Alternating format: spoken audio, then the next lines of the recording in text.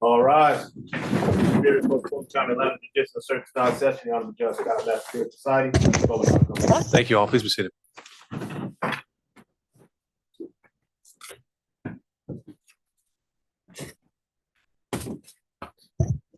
All right, let's go on the record with 23 SC 188947, State versus Harrison William Prescott Floyd. We're here today on State's motion to revoke bond filed last week. And I also received and reviewed yesterday Mr. Floyd's response. And Ms. Willis on behalf of the state, and who would be arguing on behalf of the defense? John Morrison, Your Honor. Morrison, okay. All right, Ms. Willis, your floor is yours. Good morning, good afternoon, Your Honor. I'm Fonnie Willis, District Attorney on behalf of the state of Georgia.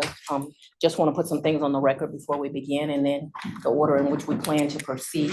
We're obviously here because Harrison Floyd is indicted for 3 counts. One is conspiracy to violate the Georgia RICO statute, which, as you know, carries a penalty of 5 to 20 years. The second count is count 30 of the indictment, conspiracy to commit solicitation of false statements, a sentence that carries 1 to 2.5 years. And then finally, in count 31, influencing witnesses, which carries a sentence of 2 to 10 years. On August the 29th of 2023, a consent bond was entered in this case. And I know that that's part of the court's official record. The state contends that Mr. Floyd, the defendant that is here before the court today, violated 3 of the 7 conditions of that bond. And those are going to be conditions 5, 6, and 7 as outlined there. The state is requesting so that there's no mistake as to what we're asking, that his bond be revoked and that he be remanded back into custody for violating 3 conditions of the bond. I tell people often I think numerically, and so I often ask that people do that along with me. 3 is going to be a theme here. We believe, Your Honor, as we talk about Ayala and some other case law, that 3 of the factors he is a risk for, and that he violated 3 of the conditions of bond. I want to put some basic case law on the record, and if it's acceptable to the court, I'd like to be able to approach at this time and provide the defense with the first 3 cases. And may I walk freely in the well, or would you like I ask every time?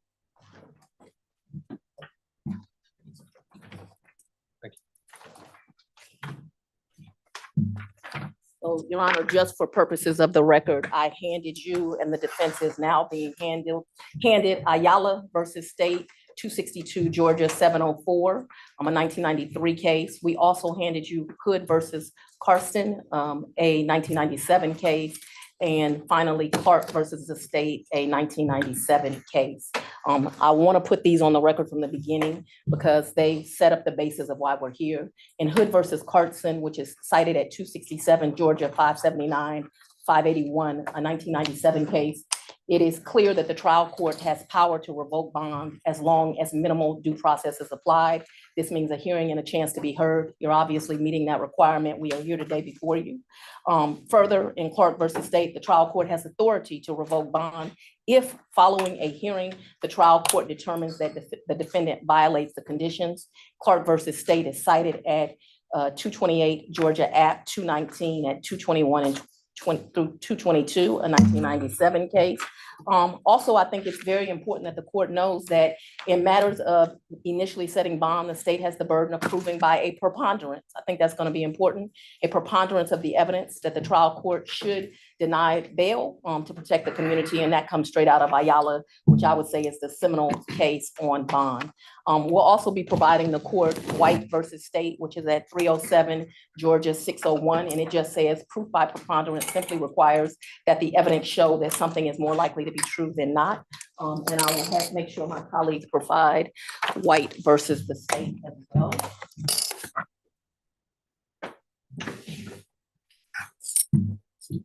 White versus the State is a Georgia Supreme Court, 307 Georgia 601, 607, 2020. Your Honor, understanding we have the burden in today's hearing, the state's plan is to call 3 witnesses.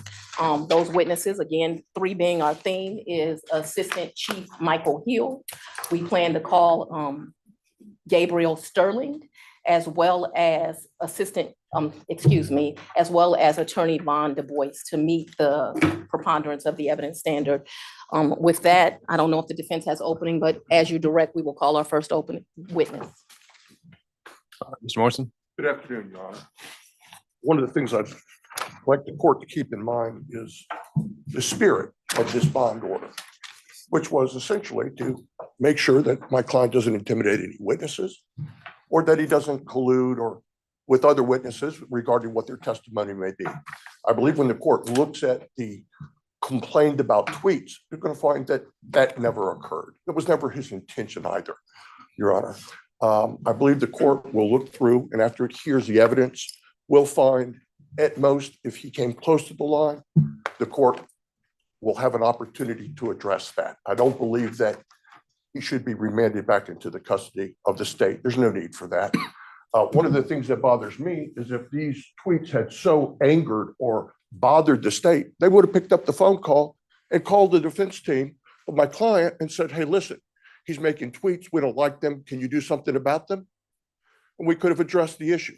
Instead, they simply filed a motion. We believe the reason they filed that motion is my client is showing just how weak the case against him is. And I think he has a right to do that. This is political speech, Your Honor, and they're trying to silence it. Thank you. Your Honor, may the state call their first witness. Your Honor, we're calling Assistant Chief Michael Hill. Your Honor, and we will ask that after Mr. Hill concludes his testimony, that he be allowed to stay in the courtroom. Your Honor, we would invoke the rule. Your Honor is aware of the law that regarding detectives and investigators on cases. This is the case that Mr. Hill is working. Well, he's about to testify, so I don't think he would need to go anywhere, but you're saying there's 2 other witnesses. The rules of evidence technically don't apply to bond hearings at all, including the rule of sequestration. That's true. But if there's anyone that would like to voluntarily step outside because they think that would be optically better for their case, they may do so. All right, Mr. Hill. Sir. Would you like me to swear him in when you swear the witness? I think we have Deputy Scott for that. You swear affirm to the testimony you should give a court today will be the truth, the whole truth, nothing but the truth. Yes, I do. Thank you, sir. Please state and swear your full name for the court. Yes, sir. My name is Michael, M-I-C-H-A-E-L, middle initial L, last name Hill, II. Good morning, good afternoon, Assistant Chief Hill. Will you please tell the court where you are employed and what your title is? Good afternoon, madam. Yes, I'm employed with the Fulton County District Attorney's Office. I currently serve as an Assistant Chief Investigator. And in your capacity as an assistant chief investigator, have you been assigned to work on what we'll refer to as the election interference case, the case that has us in court today? Yes, ma'am. I've been so assigned for about 2 years now. As a result of that assignment, have you had the opportunity to subpoena witnesses for proceedings in this matter? Yes, ma'am, I have. And also to interview witnesses in the matter? Yes, ma'am, I have. Have you also had the opportunity as an assistant chief to be familiar and aware with the social media pages, both of defendants as well as witnesses and victims in this case? Yes, I have. That's correct. May I approach? You don't need to ask permission if it's your witness. I am going to hand you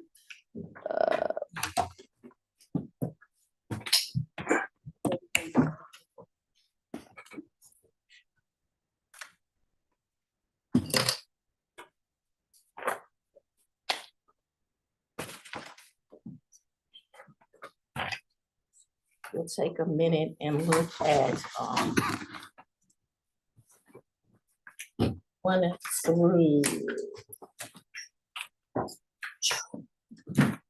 1 through 21. Will you take a moment and look at exhibit 1 through 21?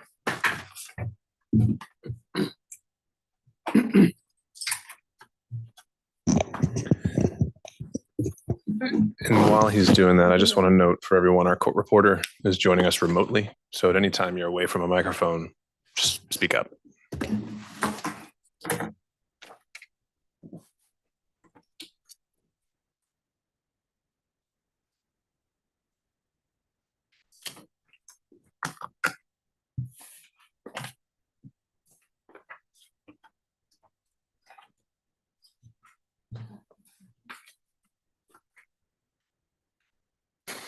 Have you had an opportunity to look at 1 through 21?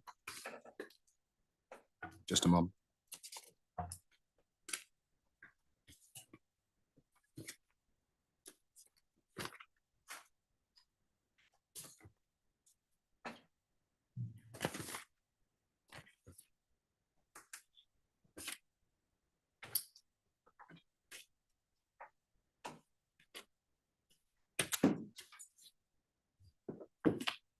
Yes, ma'am. And are you familiar with exhibits 1 through 21? I am.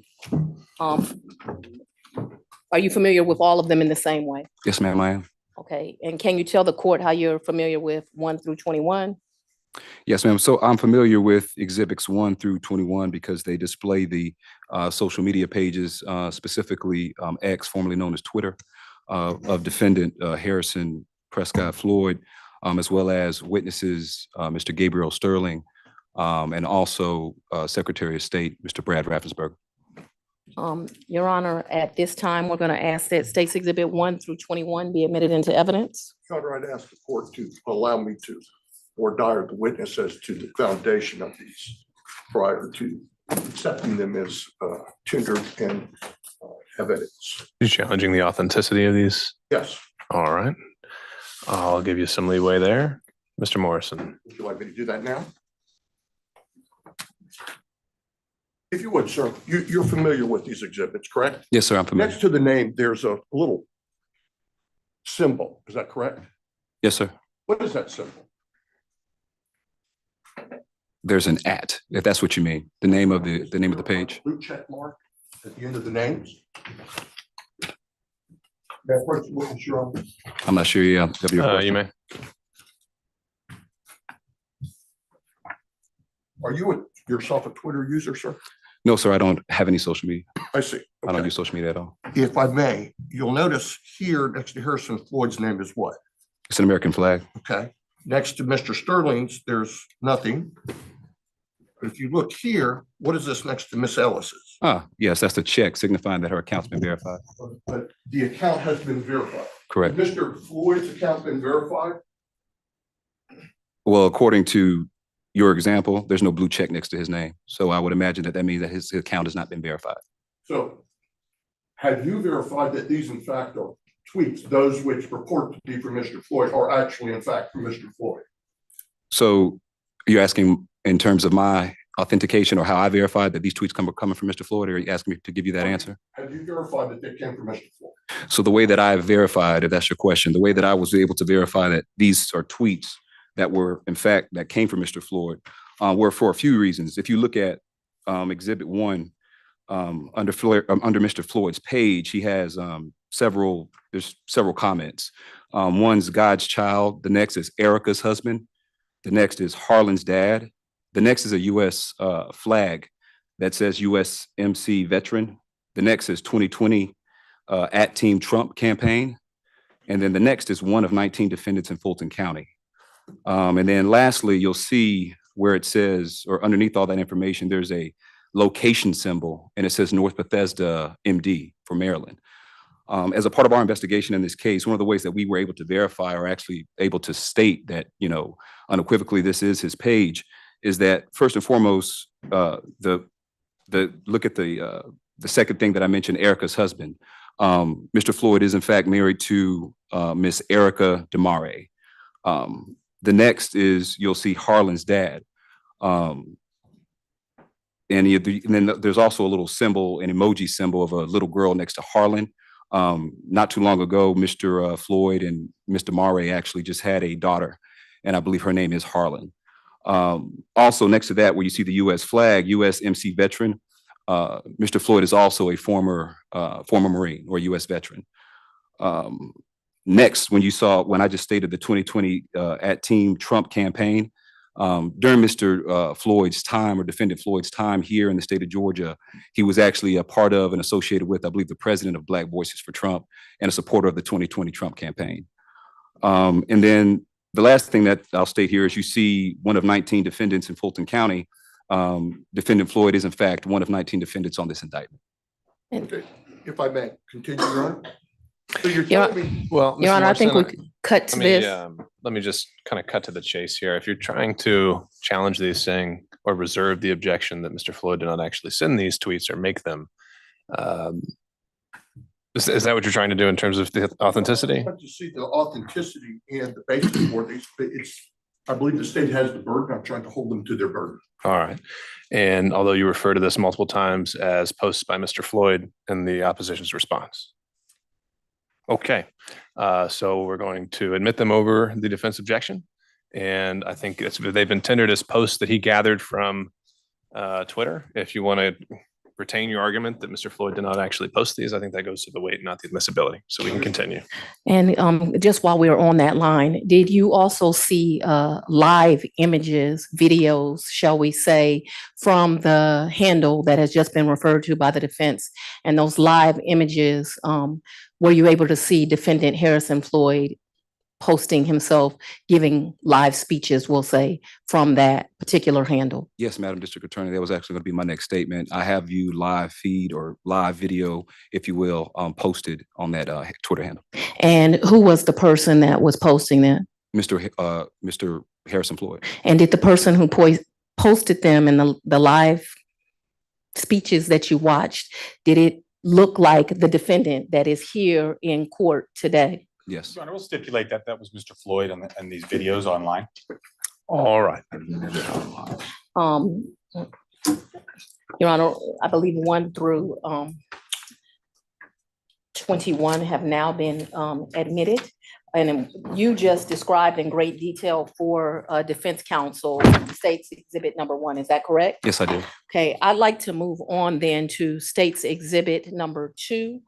Can you please describe for purposes of the record what state's exhibit number 2 is? State's exhibit number 2 is the X page of Mr. Gabriel Sterling, the current COO for the Georgia Secretary of State. And have you confirmed that this is in fact Gabriel Sterling's page? Yes, ma'am. I have so confirmed. I just myself viewing the page and throughout the course of our investigation. And I've also spoken with counsel for Mr. Sterling, who also confirmed that is his client's Twitter page or X page. Okay. State's exhibit number 3, will you describe for purposes of the record what state's exhibit number 3 is and what, if any, knowledge you have on state's exhibit number 3? State's exhibit number 3 is the X page for the Georgia Secretary of State, Mr. Brad Raffensperger. And the same, I confirmed through counsel and also by way of this investigation that is in fact his official page. Okay, let's move on, sir, to State's Exhibit number 4. Will you please describe for purposes of the record what State's Exhibit number 4 is and what have you confirmed it in any way? State's Exhibit number 4 is Miss Jenna, witness Jenna Ellis's X page. That was the page that Defense Counsel referenced the blue check mark next to her name. And I'll also confirm by way of this investigation and also by way of her counsel that that is her, in fact, her official page. State's Exhibit number 5, will you describe for purposes of the record what it is and if you have in any way confirmed its authenticity? Yes, ma'am. That is the X page or Twitter page of the Fulton County District Attorney's Office. And I confirm that through Madam District Attorney. And if I may, Ms. Willis, if we're doing this for 6 through 21, I think maybe the stipulation would cover this. Yes, Your Honor, but thank you. We're going to get to content at this point, and I Okay. am now at State's Exhibit number 6, which are relevant to the bond motion. May I proceed? Of course. State's Exhibit number 6. State's Exhibit number 6 purports to be from whose page? Mr. Harrison Floyd. And what, if anything, can you read into the record the content of State's Exhibit number 6 and what it states? Yes, the content, it states that passing this along to Georgia Secretary of State and at Gabriel Sterling, should they be more concerned about interfering in elections, perjury before Congress, lying to DA Fonnie Willis, or all the above? And the at Georgia Secretary of State and at Gabriel Sterling is where I want to draw your attention. Have you confirmed that by tagging those posts that they did in fact contact witnesses in this case? Yes, ma'am, they did contact, and my understanding is that Mr. Gabriel Sterling, in fact, has seen this particular notification or communication, rather. So this post that tagged Gabriel Sterling was able to communicate with him? Yes, ma'am, that's correct. I have now drawn I would ask you to bring your attention to State's Exhibit number 6. State's Exhibit number 7. Who is State's Exhibit number 7 for? What is that? Once again, this is Defendant Floyd. And what is the content of State's Exhibit number 7? The content is all caps, "We want the truth," followed by 5 exclamation points. And he ats Georgia Secretary of State, at Gabriel Sterling, at Fulton County DA. Next, it states, "It's accountability time," with a clock, and then unseal the ballots. Through your investigation, were you able to confirm that by placing the at Georgia Secretary of State, that communicated with members of the Georgia Secretary of State's office? Yes, ma'am, I have. Your Honor, subject to cross-examination. He has no personal knowledge of how Twitter works, how X works. He already said he didn't. So I don't know how he could possibly know that that's communicating with. As Your Honor is very well aware, hearsay is allowed in a bond motion, and I believe he can testify it through hearsay testimony. Objection. I didn't object to hearsay. No, Objection. speculation. Personal knowledge. It's noted, and I think that goes, again, throughout this hearing, it'll be its weight and not its admissibility, and certainly something you can argue. All right, sir. All right. Thank you. How do you have knowledge? Let's specifically go to first of all, is Mr. Sterling a member of the Georgia Secretary of State's office? Yes, ma'am, that is correct. And were you able to communicate with him? Yes, ma'am, I have. And through that communication, you learned that he was able to see the post at Georgia Secretary of State? Yes, ma'am. Was he able also to see the post that tagged him at Gabriel Sterling? Yes, ma'am.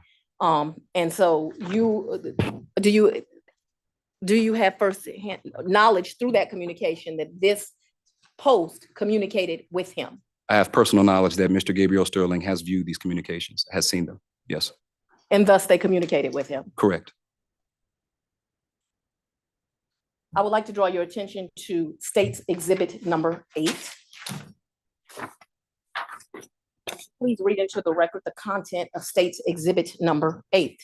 Once again, this is from the X page of Defendant Floyd, and the content is as follows. Black American Dems want the Black Trump guy to tell on the racist white Republicans, but only if it's President Trump, ? LOL. Look, the truth is that at Georgia Secretary of State and at Gabriel Sterling are the pieces of, and it's a Emoji of, can you just spell that word as opposed to put profanity in the record? Yes, ma'am. It's an emoji of poop or fecal matter emoji. They are the pieces of that emoji you should be mad at. make elections fair again.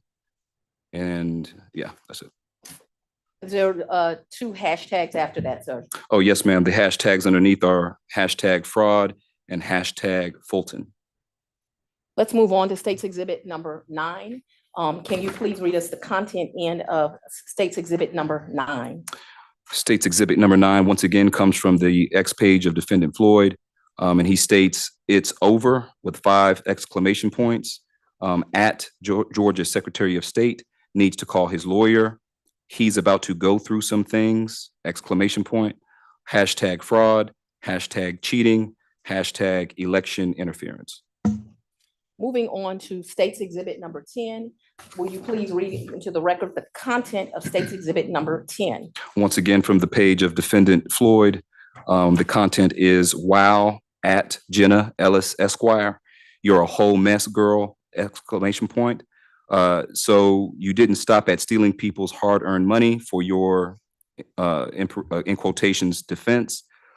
You're also lying on at Dan Scavino, with a question mark, exclamation point, question mark. I guess they don't teach ethics at Harvard Law anymore. And then there's an emoji that I can't make out. Hashtag give back the money. I need to stop here and ask you a question. Is Gabriel Sterling a witness in this case? Yes, ma'am, he is. And in fact, specifically to this case, did he testify at a proceeding? Multiple. Did he testify specifically at the special purpose grand jury? Yes, ma'am, he did. And were transcripts of that testimony turned over to the defense? Yes, ma'am, they were. Okay, moving right along, Jenna Ellis, what was her initial status in this case? Her initial status was one of the 19 defendants. And what is her status at this time? She has since pled and she is now a witness for the state. Did the proffered testimony of Miss Ellis, was that turned over as witness testimony to the defense in this case? Yes, ma'am, it was. Moving right along, let's move to State's Exhibit number 11. Do you have State's Exhibit number 11 before you? I do. Can you please read into the record what the content is of State's Exhibit number 11? It's again from the page of Defendant Floyd. It states, "If we are sharing / leaking videos today, ... and then there's an emoji. Like I said from the start, Ruby Freeman was, all caps, terrified and wouldn't talk to anyone, all caps, white, exclamation point. Why, ... question mark. Because racism and political terrorism in, I believe this is an emoji of a peach, is still very real, exclamation point. This is a all caps cover up and Fulton County is all caps corrupt." There is an image on this particular printout. What is that image so that the judge knows exactly what it is he is looking at in State's Exhibit number 11? Your Honor, that is an image of the body cam from the Cobb County Police Department of Miss Ruby Freeman at her home. Let me ask you,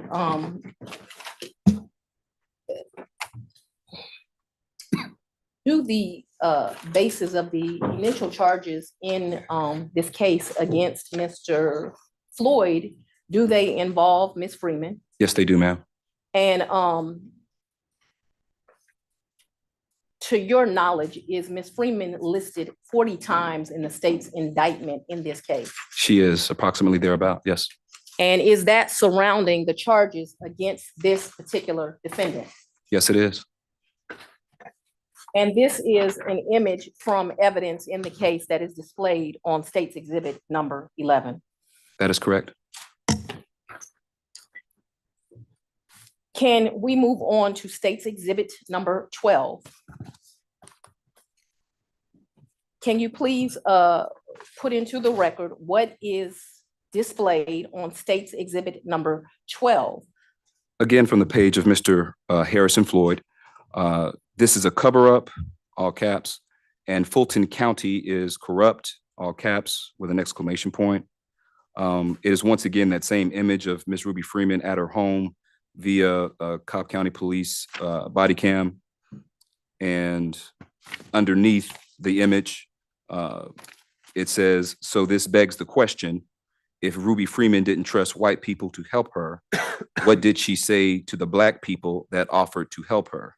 I'll wait for you to get your popcorn. Is there a response? And please do not put any profanity. I'd ask you to spell out the word that is profane underneath that comment. Yes, ma'am. There is a comment. It comes from underneath this post, and the comment comes from @Full Ford Leonard. And the statement is bury this BITCH under the jail. All right, let's move on to State's Exhibit number 13. I believe the top of this post you just read, there is in this one a different depiction. Are there words now, and who is that an image of on this post? Once again, it's, I'm sorry, you said State's Exhibit, which number? I'm sorry, 13. Okay.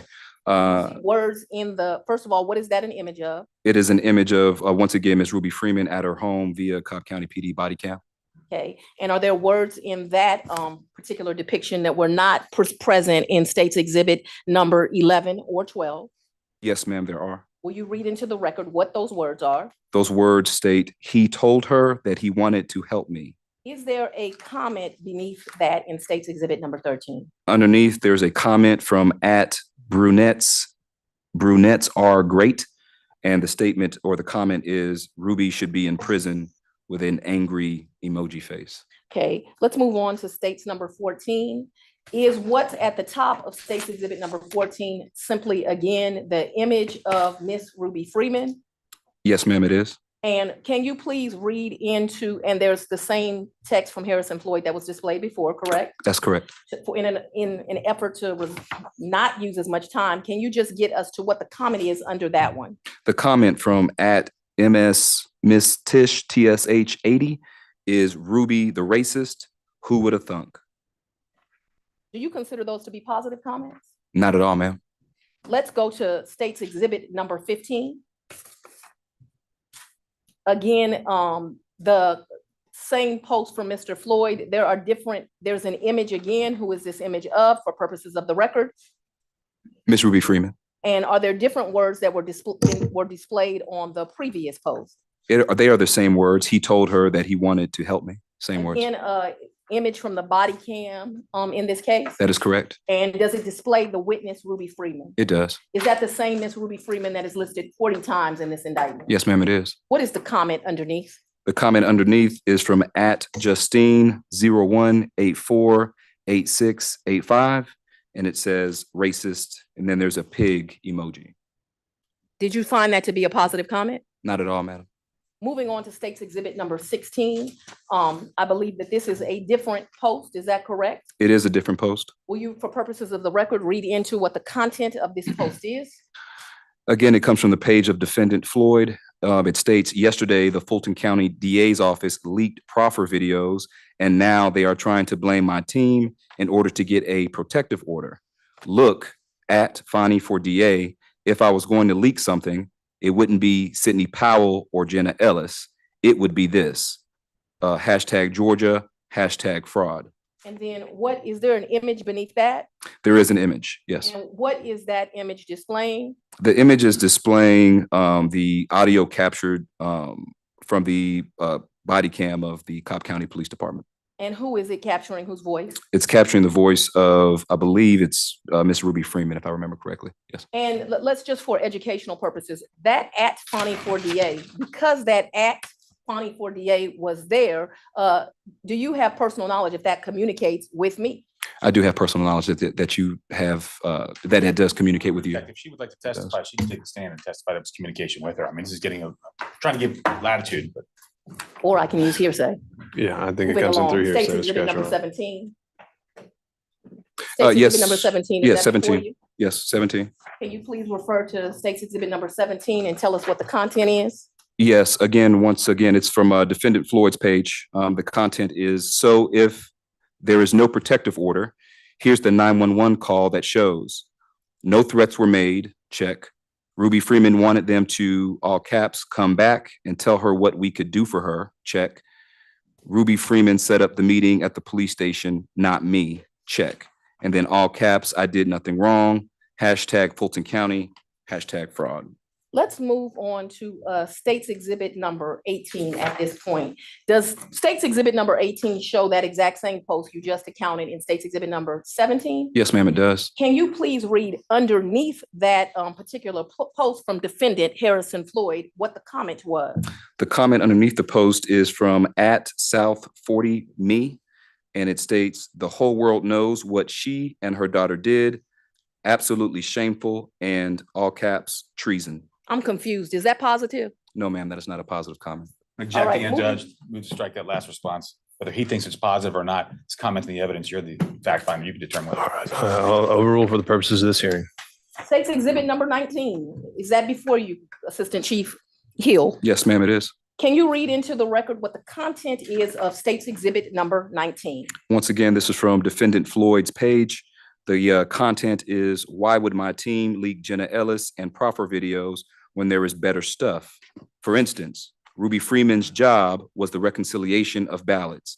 She wasn't even supposed to be on a scanner." 5 exclamation points follows that. Hashtag fraud, hashtag Fulton County, and hashtag GEORG for Georgia. And then what is the image that is displayed underneath that? Underneath, it's an image that captures audio, and it's purportedly the voice of Miss Ruby Freeman, captured from the official body cam of the Cobb County Police Department. And I want you to move along to State's Exhibit number 20. The same post that was in State's Exhibit 19 is also displayed in State's Exhibit number 20. Is that correct? Oh, actually. No, I ma'am, apologize. it's a different post. Let's move on to State's Exhibit number 20. What does State's Exhibit number 20 state? State's Exhibit number 20 states, again, it's from the page of Mr. Harrison Floyd. "Does this sound like Ruby Freeman is being all caps pressured? Why would DA Fonnie Willis want to hide this from the public? Hashtag fraud, hashtag Fulton County, and hashtag Georgia." And there is an image, and who is the image purported from? Miss Ruby Freeman. And is it again the body cam video? That's correct. Can you Or please? audio. I'm sorry, body cam audio. Can you please state for purposes of the record what the comment is underneath? The comment underneath is from @Gandalf419781. And the comment reads, "Miss Ruby needs a bodyguard or she's going to get Epsteined or Epsteined." What does Epstein mean to you?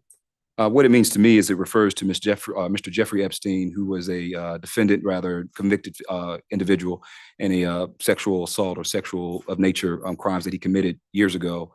And during the year, I believe August of 2019, he was actually incarcerated and found hanging from his cell and is now deceased. Okay, so is that a term, you're going to be hung from your cell? Is that the way you read that? The way I interpreted, Well, let's clear one thing up. I think we need to have one attorney at a time conducting the hearing, so y'all can choose between yourselves. Your Honor, we'll move on from this point. All right, and just to rule on the objection, his characterization of it is not going to be definitive, but overruled for the purposes of the record. All right. Do all persons in your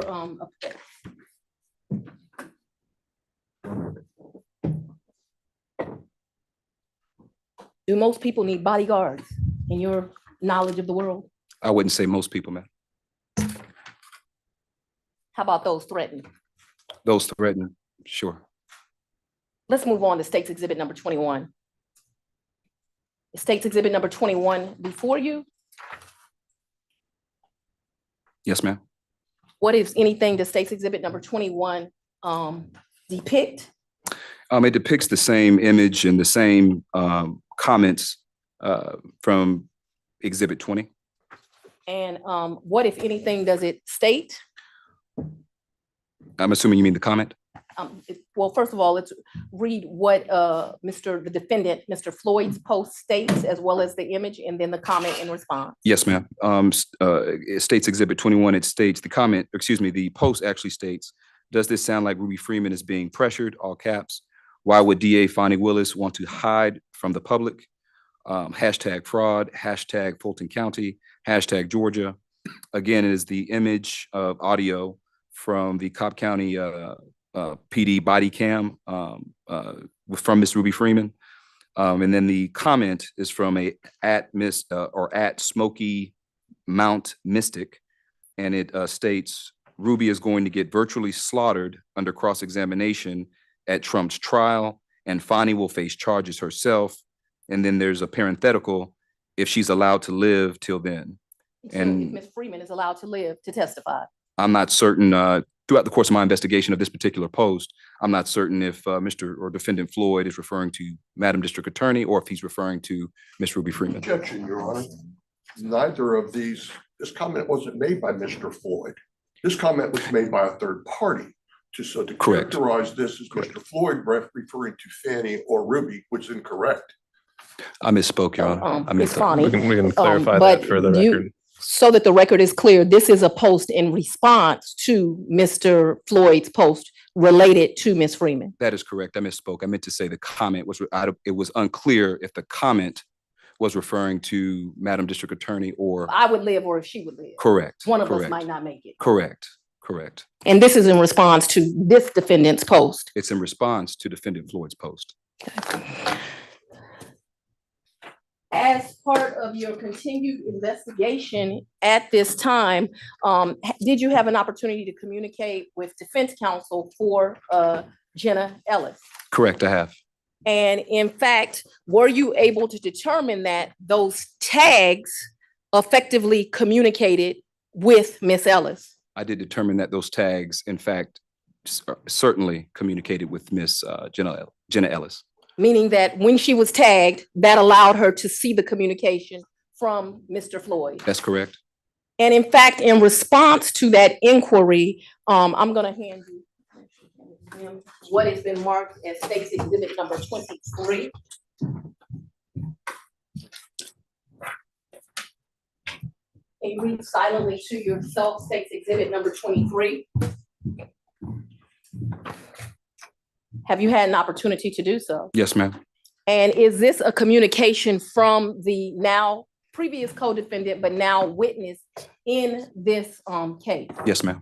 And was the inquiry made as to both whether these posts communicated with her and whether she was intimidated by them? Yes, ma'am. That's true. And is State's Exhibit number 23 a text message to that effect? Yes, ma'am, it is.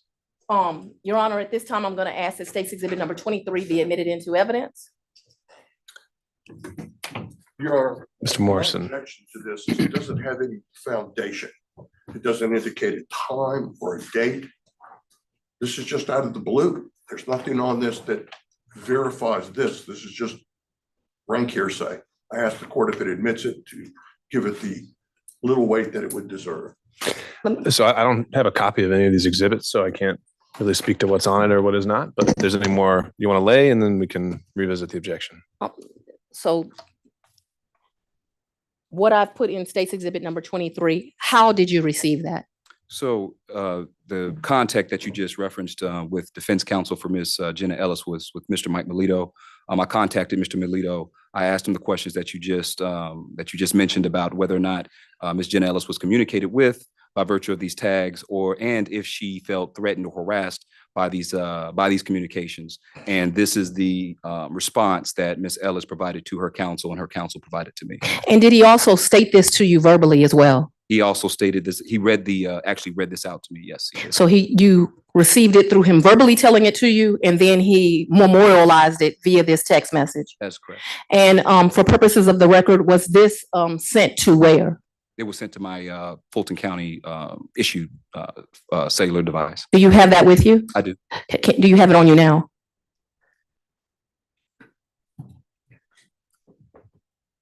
I think I left it. Okay. Let me ask you this. At approximately what time did you receive that? May I approach? Thank you. Will you take a moment and open up the message? Yes. And at what time what day did you receive that though, so that we're clear for the record? Today, Tuesday, November 21st, 2023. And at what time? This morning at 10:59 a.m. And this was, again, he spoke this to you verbally Yes, ma'am, that's correct. and then memorialized it. Yes, ma'am, that's correct. Your Honor, at this time, I would ask that State's Exhibit number 23 be admitted for purposes of this hearing only, and that he be allowed to read it into the record and that it be admitted. All right, Mr. Morrison, you renew your objection on authentication. No, Your Honor. All right, exhibit 23 is admitted. Can you please read it for purposes of the record? So in the message, Ms. Jenna Ellis states, I saw it a couple days after it was posted. Yes, I believe it was meant to both intimidate and harass me, and also encourage others to harass me, which others have done in the comments and separate posts following this post and Floyd's comments about me on media. And then there's in the parentheses, which the DA references in their pleading. One moment, Your Honor.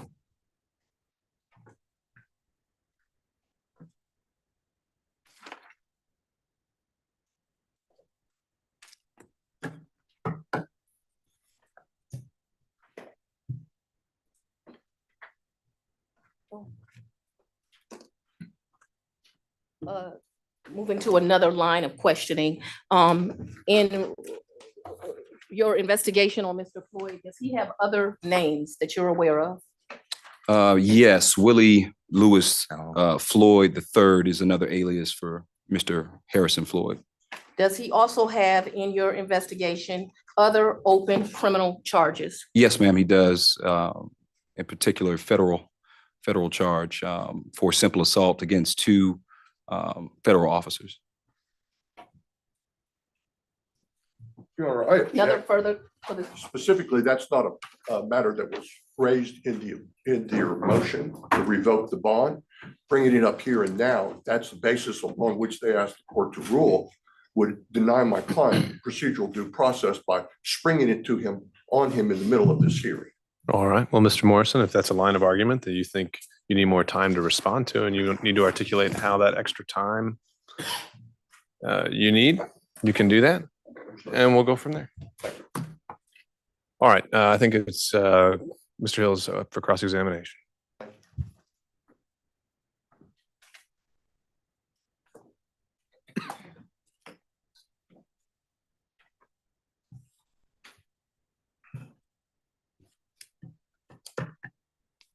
You said that you're not familiar with social media.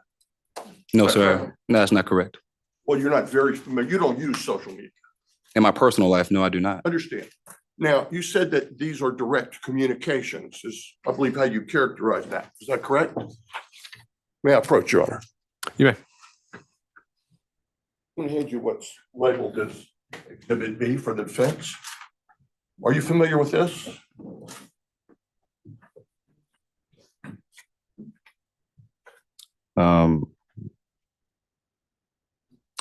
Yes, I'm familiar, but you just said that I characterized something as direct communications, and I didn't. I didn't say that. Okay. Yeah, I don't know where you got that from. All right. So perhaps you didn't. Perhaps it was the motion of the state. But there is a mechanism in Twitter, or now what's called X, for direct communications, direct messaging. Isn't that correct? Sure. Okay. And this is an example of how one would use that app to directly communicate with someone, should they choose to do so. It appears if you want to send someone a message similar to an email or a text, you could do so via X or Twitter. Okay. Were any of these, what you call messages, conveyed in that manner? I'm sorry, I don't understand your question. Or was this messaging, this direct messaging, used by Mr. Floyd to convey messages to any of these witnesses or co-defendants? I don't have any evidence of that, no. Is the answer no? I don't have any evidence of that. Okay, You so, may have, I don't have any evidence of that. okay, so you can't say that they did. I can't say that he In did. fact, all of the messages and exhibits to which you referred to, that isn't the mechanism by which you contend a message was sent to any of these people, is it? I'm sorry, I don't understand your question, sir. Okay. The message, the mechanism by which you say Mr. Floyd communicated with people Yes, was by putting the ampersand in front of their tag. correct. Isn't that really how you reference people? Well, in the instance of what we're discussing today, that's how he referenced and how he communicated with people. Well, I mean, when you reference someone, what does that trigger? What happens? I put an ampersand in front of someone. Do they get an email with the message contained inside? So one of the witnesses in this case, and I think this will answer your question. One of the witnesses in this case, when I spoke to him about the one of the symbols or when he added them on X, it was conveyed to me that although he did not get the instant notification because he does not have that setting on his cellular device, once he looked at his notifications via his Twitter or X, however you want to reference it, he did see all of the ats that Mr. Floyd continuously utilized. Now, I noticed that when you look at Exhibit 12, do you have those exhibits in front of you? Yes, sir, I do. Okay. This is referencing, and it's reposted, it looks like it's 11 seconds long. What is this? Where did this footage come from? As I mentioned earlier, this is the body cam footage from the Cobb County Police Department, evidence in this case of Ms. Ruby Freeman at her home. Well, this is in public domain, isn't it? Well, can these you ask your videos question again? have been released to the public.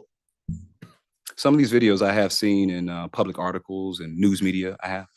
Or are there any of them that you haven't? Or are there any of these that you could say are not in public domain? None of the videos that we've observed today. No, sir. So they're all public domain as far as to your best knowledge and belief, correct? Sure. Okay. And so when he posted something on his account and referenced it, he was conveying his opinion. No, I can't. I think you're asking me to speak to the mind of Mr. or Defendant Floyd. I don't know what he was trying to convey.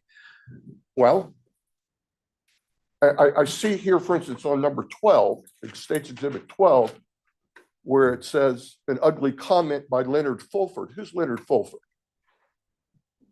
I wouldn't know. Perhaps Defendant Floyd does.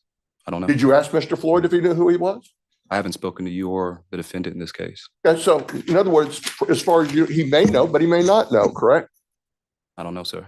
Okay. Sure, client. Well, I understand, but you're complaining about this comment by, Objection to the characterization. The state of Georgia through District Attorney Willis complains of the conduct of Mr. Floyd that led to harassment of these witnesses, not Assistant Chief Michael Hill. Objection. All right, so Mr. Morrison, what would be your response to that? Or do you want to rephrase? I'll rephrase it. All right. Specifically on Exhibit 12, there's a comment at the bottom that you were asked to highlight and Yes, to sir. speak on. Correct. And it was made by Leonard Fulford. Okay. And you have no knowledge that Mr. Floyd had anything to do with that comment, do you? No knowledge, sir. Likewise, on the bottom of State's Exhibit 13, there's a Debbie J, which says brunettes are great. Brunettes are great. Hmm. Made an ugly, I'll call it an ugly comment. Yes, sir. You don't have any information or knowledge or belief that Mr. Floyd had anything to do with that comment being made, do you? If you're asking me if Mr. Floyd had anything to do with the comment being made, the comment was made under the post of Mr. Floyd. So I would say, if you're asking me, he did have something to do with that comment being made. How else would that comment appear under his post if he hadn't have made it? Did he make the comment? Did he make the ugly comment that you just referred to? Right. Apparently it comes from Debbie J at Brunettes Are Great. Do you know who Debbie J is? I don't. Objection asked and answered. No, that was with regard to Mr. Leonard, I believe. I don't recall that one. Why don't we get through it? So you can re-ask the question. Do you know who Debbie J is? No, sir, I don't. Okay. Do you know if he knows who she is, Mr. Floyd? I don't have that information. Likewise, on Exhibit 14, there's a MSTSH80. Do you know who that is?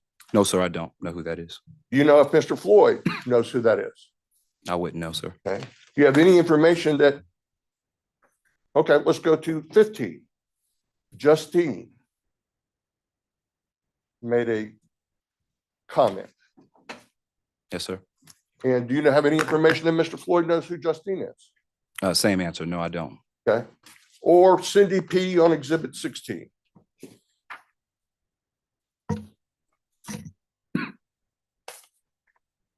I'm sorry, what's the question? Or I said, with regard to Exhibit 16, Cindy P. With regards to Cindy P, does Mr. Floyd knows who she is? Right. I wouldn't know that information. And for all you know, these are just people who are expressing their opinions based on his post. And he has no control over these people, as far as you know, does he? Does he have control over these people? As Right. far as I know, I have no knowledge. No. Okay, and he has no control over what they say or don't say, or what their comments are, does he? I don't know either way. I don't Okay. know what control he has over these individuals, or if he has no control, or if he does. Now, I noticed on one of your exhibits, I think maybe it was number 11. Let me see if I can find it.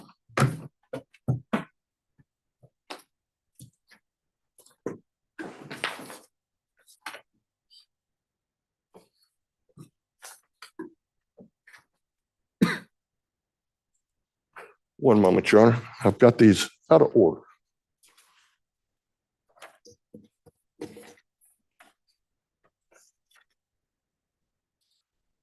I'm specifically looking for the exhibit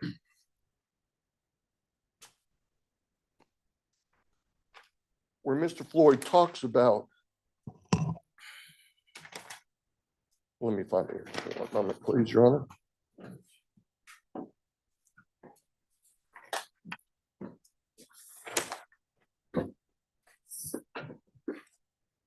One where he says, Black American Dems want the Black Trump guy to tell on the racist white Republicans only if it's President Trump. LOL. Are you familiar with, do you have that exhibit? Can you, I am familiar with that, but I do not have that exhibit in front of me, sir. The state put it in its motion. Or have you read the state's motion? Yes, sir, I have. You may. Thank you. Let me show you this Okay. right here, and I'm gonna just label this Exhibit C for now.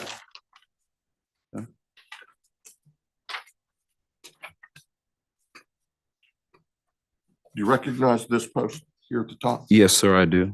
I do recognize that. I noticed that this portion here at the bottom is a comment. Is that true? The portion, which portion, right here? Yes. Yeah. That wasn't in the state's motion. Could you tell us what that said? Are you asking for this from Brooklyn Flowers? Yes. Oh, yeah, so the comment under Mr. or Defendant Floyd's post, Black American Dems want the Black Trump guy to tell on the racist white Republicans, but only if it's President Trump, LOL. Look, the truth is that at Georgia Secretary of State and at Gabriel Sterling are the pieces of fecal emoji you should be mad at. Make elections fair again, hashtag fraud, hashtag Fulton.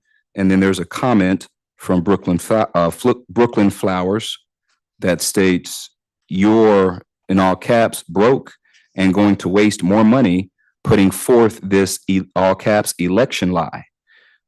We can't wait to, all caps, lock you up here in Georgia, as if those 5 days you spent in Fulton jail wasn't enough. And then there's an image that says, warning, coon-fused Negro alert. Coon spelled C-O-O-N, correct? Yeah, that's On the correct. beginning of the fused. Yeah. So an intentional misspelling of the word confused. Yeah, sure. Are you aware that this is actually what Mr. Floyd is responding to, is a comment? That's not a comment that's in response to his post. That's him posting in response to this message he received. Were you aware of that? No, I'm not aware of that. Understand. I'm not aware of that. Thank you. Yeah. This is in the question. No, sir. Okay. Now, if I look through these comments,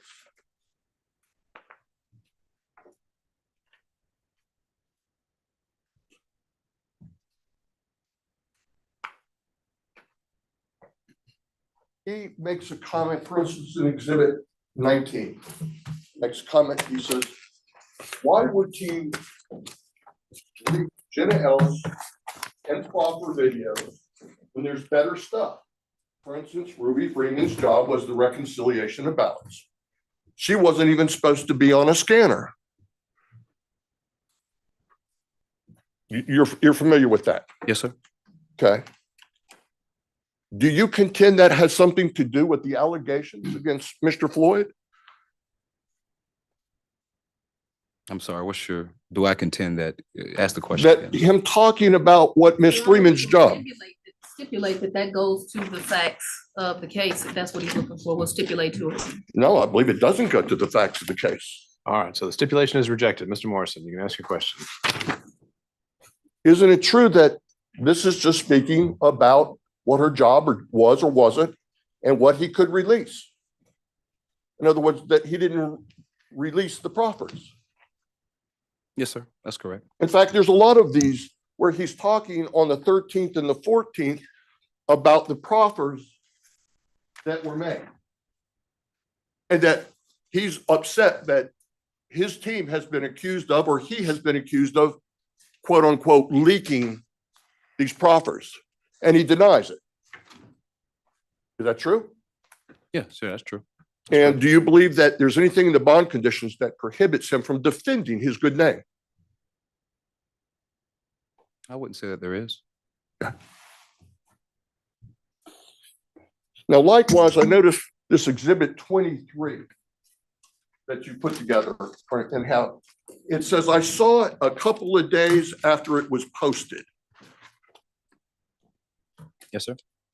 Is she referring to Mr. Floyd's comment about her accepting money for her defense and then really not needing a defense because she entered a plea? 1 second. Yes, correct. So What was states exhibit 10. That's What what was the she's date of referring to. that comment? The date of the comment was November the 13th, 2023 at 6:49 p.m. Okay, and this says, I saw it a couple of days after it was posted. What was the date of exhibit 23? The date of exhibit 23? Yes, Are you asking, she sent, is this a text message in exhibit oh, 23? when was this communication received? Today? Yes, Today, this morning. today. Yeah, that's what I said earlier, 10:59 a.m. Okay, I didn't catch that. Yes, sir. November 21st, today. And this is after you've asked her to text you something. Is that correct? So I didn't speak with Ms. Ellis. I spoke with her counsel, Mr. Mike Melito. He spoke with his client regarding the post for Mr. Floyd, dated November the 13th. And that was her response regarding her viewing that post. When That he was her added her. response to whom? That was her response to her counsel. So this is hearsay on hearsay, correct? She spoke to counsel, counsel spoke to you, and now you speak to the court. I mean, True. that's typically how it goes in criminal investigations, and folks that are represented by attorneys. You would speak to their counsel to obtain any information that you need from that individual. Although hearsay, we understand, is admissible in a bond hearing, that this would not be admissible in a regular court proceeding, correct? Objection, relevance. Mr. Morrison, I think you made your point. Let's Thank you. keep going. Okay.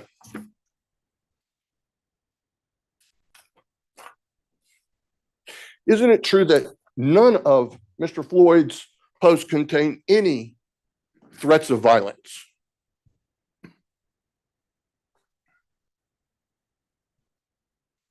No, I wouldn't say that any of his direct comments contained any threats of violence. Okay.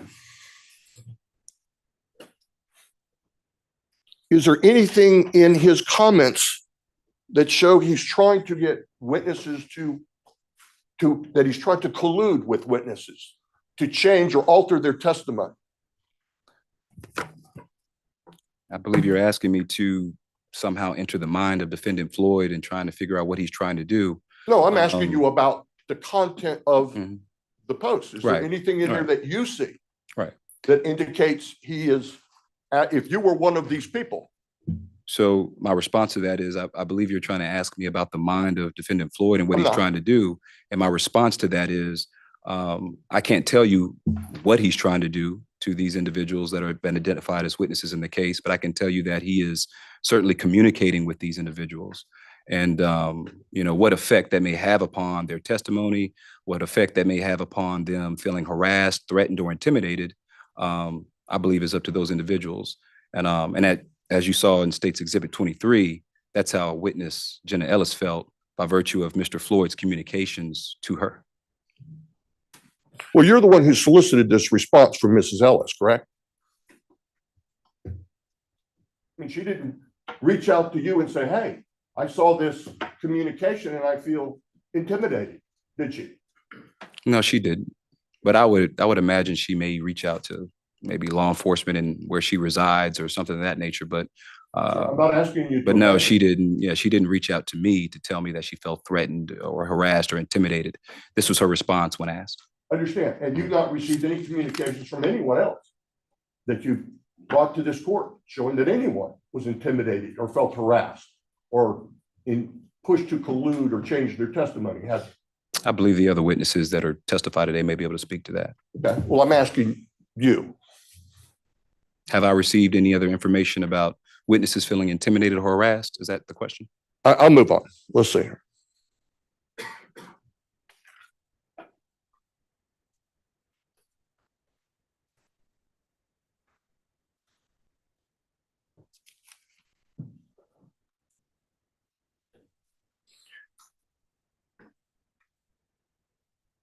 At any point in time, were you asked to contact any of the attorneys on Mr. Floyd's defense team and say, look, he's making posts that we don't like?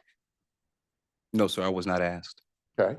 Were you aware of anyone who thought that they were a problem and they needed to be addressed and sought to address them with his defense team? Was I aware of anyone that, I'm sorry, ask that question again? I'm Yes, sorry, I didn't sure. understand. I mean, here's the thing. These comments that have been brought before the court, Yes, sir. at any time were they brought to the attention of Mr. Floyd or his defense team and said, look, there's a problem here? Oh, Mr. Floyd made the comment, so he was very much aware of the comments being made. My question is there anyone who made his defense team or him aware that these comments were a problem in the eyes of the state? Oh, I'm not aware of anyone that reached out to you to say, hey, this is a problem, if that's your question. Right, or to anyone else on the defense team? No, sir, not that I'm aware of.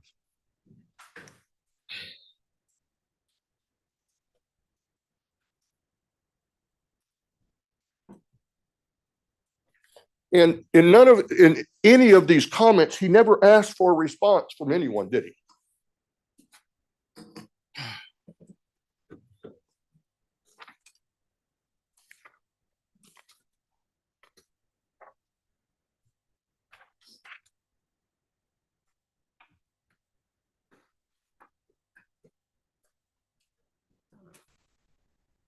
So in State's Exhibit number 6, this is to answer your question. Sure. Mr. Floyd says, passing this along to Georgia Secretary of State and Gabrielle Sterling. So he's addressing them, he's communicating with them.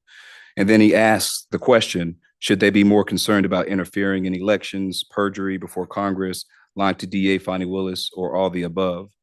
And so you're asking, is he asking something of someone? I mean, he's asking a question there, but again, I'm not in the mind of Mr. Floyd, so I don't know if he's asking that question to them or if he's just posing the question. I just know that he's communicating with these individuals and he's making these comments. Again, you say he's communicating with these individuals. Yes, sir.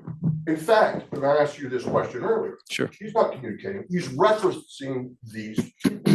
When you put the ampersand in front of someone's handle, that's a reference to that person so that other viewers may know who you're talking about, correct? As opposed to sending a direct message. So perhaps I should answer it this way.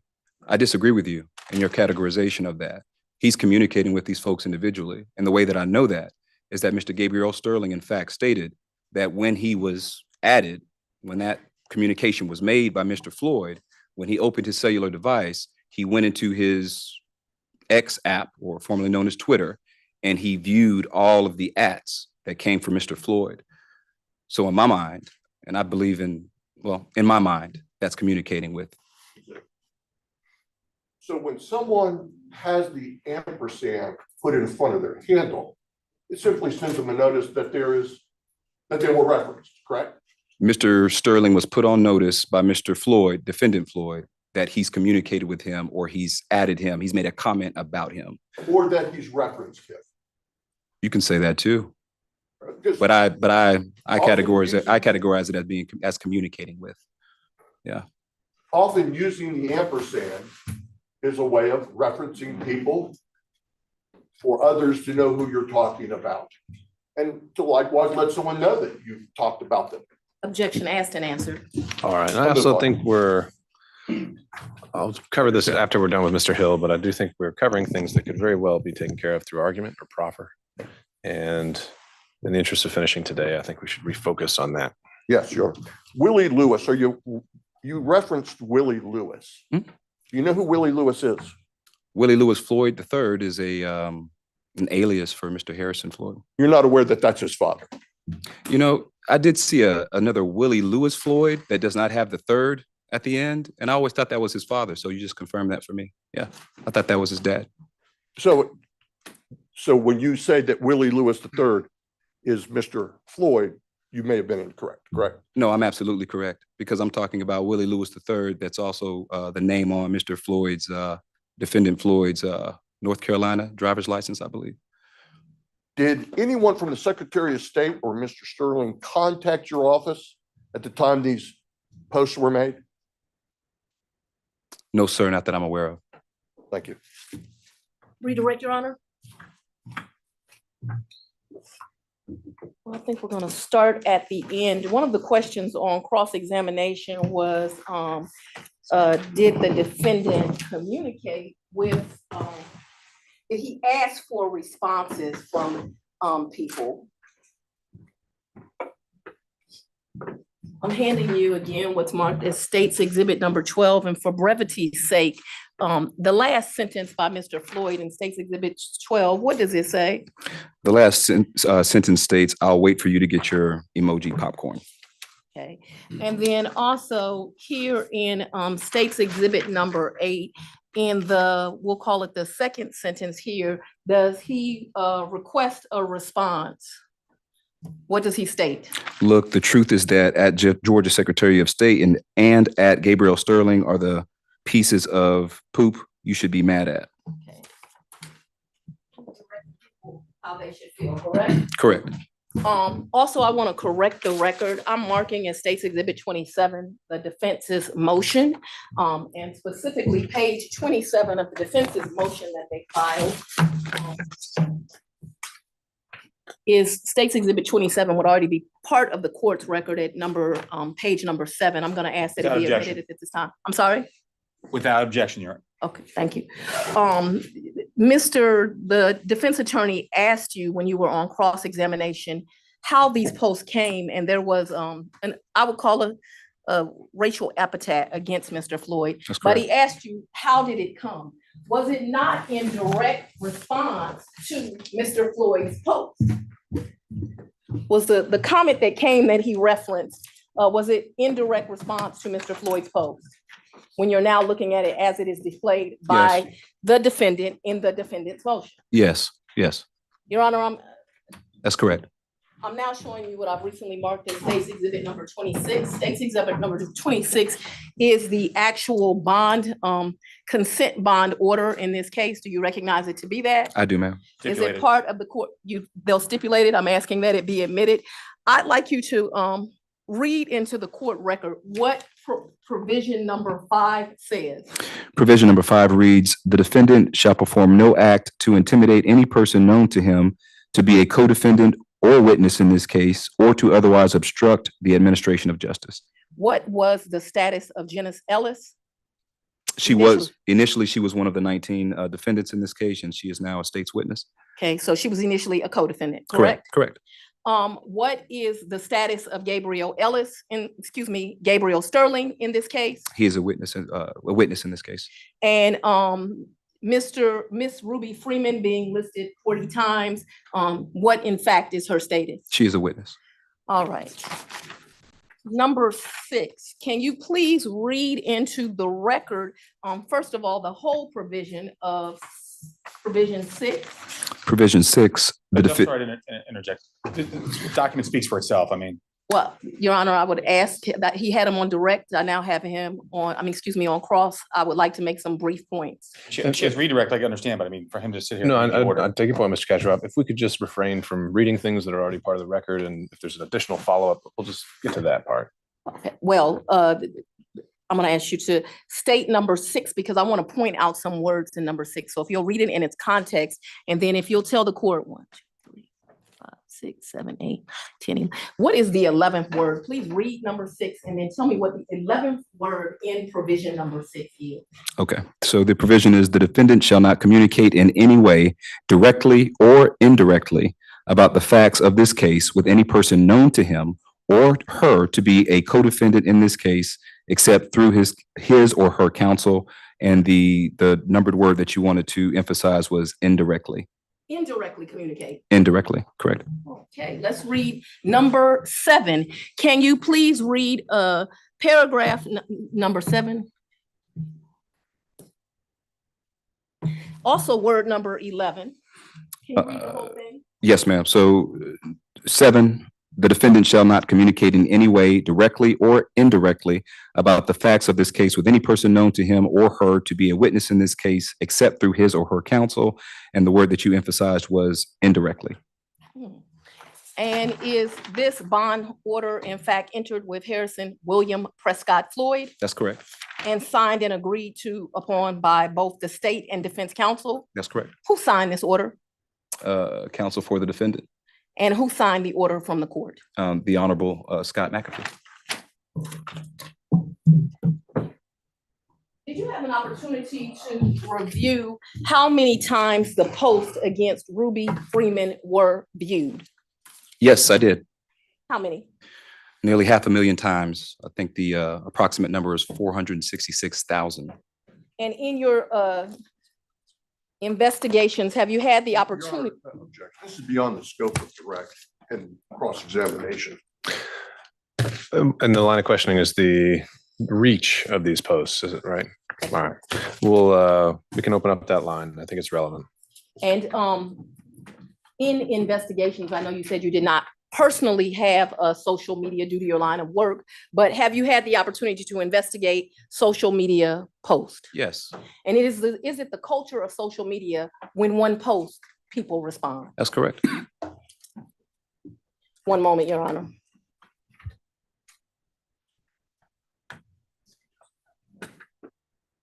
Nothing further from the state.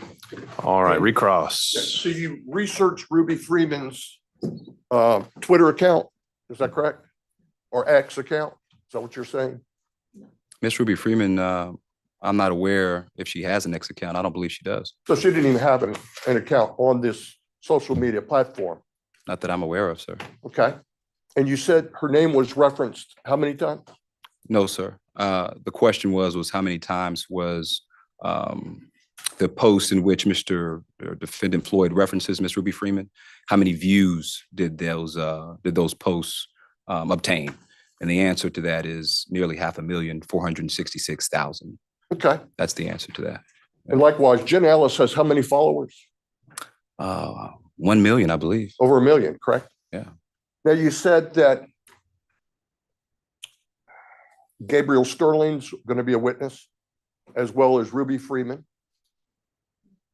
Yes, sir. They're on the witness list. Okay. Yes. Witness list? Yes, sir.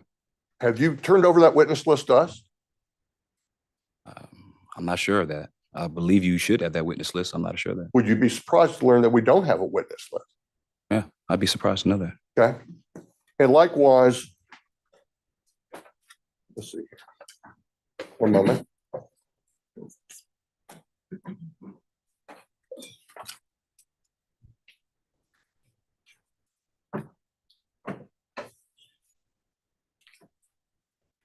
Where did you get that 500,000 figure from? Simple math. Just looked at the viewership from each post that Mr. Floyd references Ms. Ruby Freeman. There's a little number at the bottom. For example,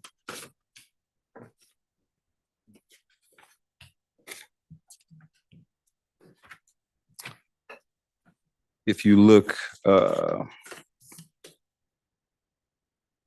let's just look at State's Exhibit number 6. if you look at the bottom, it'll have the number of views. And so if you just simply look at all the posts in which Mr. Floyd references Ms. Ruby Freeman, there's several thousand views on many of those posts. And when you add them all up, when you calculate them, it adds up to about approximately 466. And that depends on when you copied it, correct?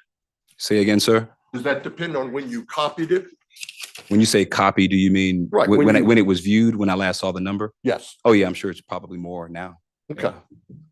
And in fact, this whole motion brought by the state and the attention drawn to Mr. Floyd may have amplified every one of those views of those posts, correct?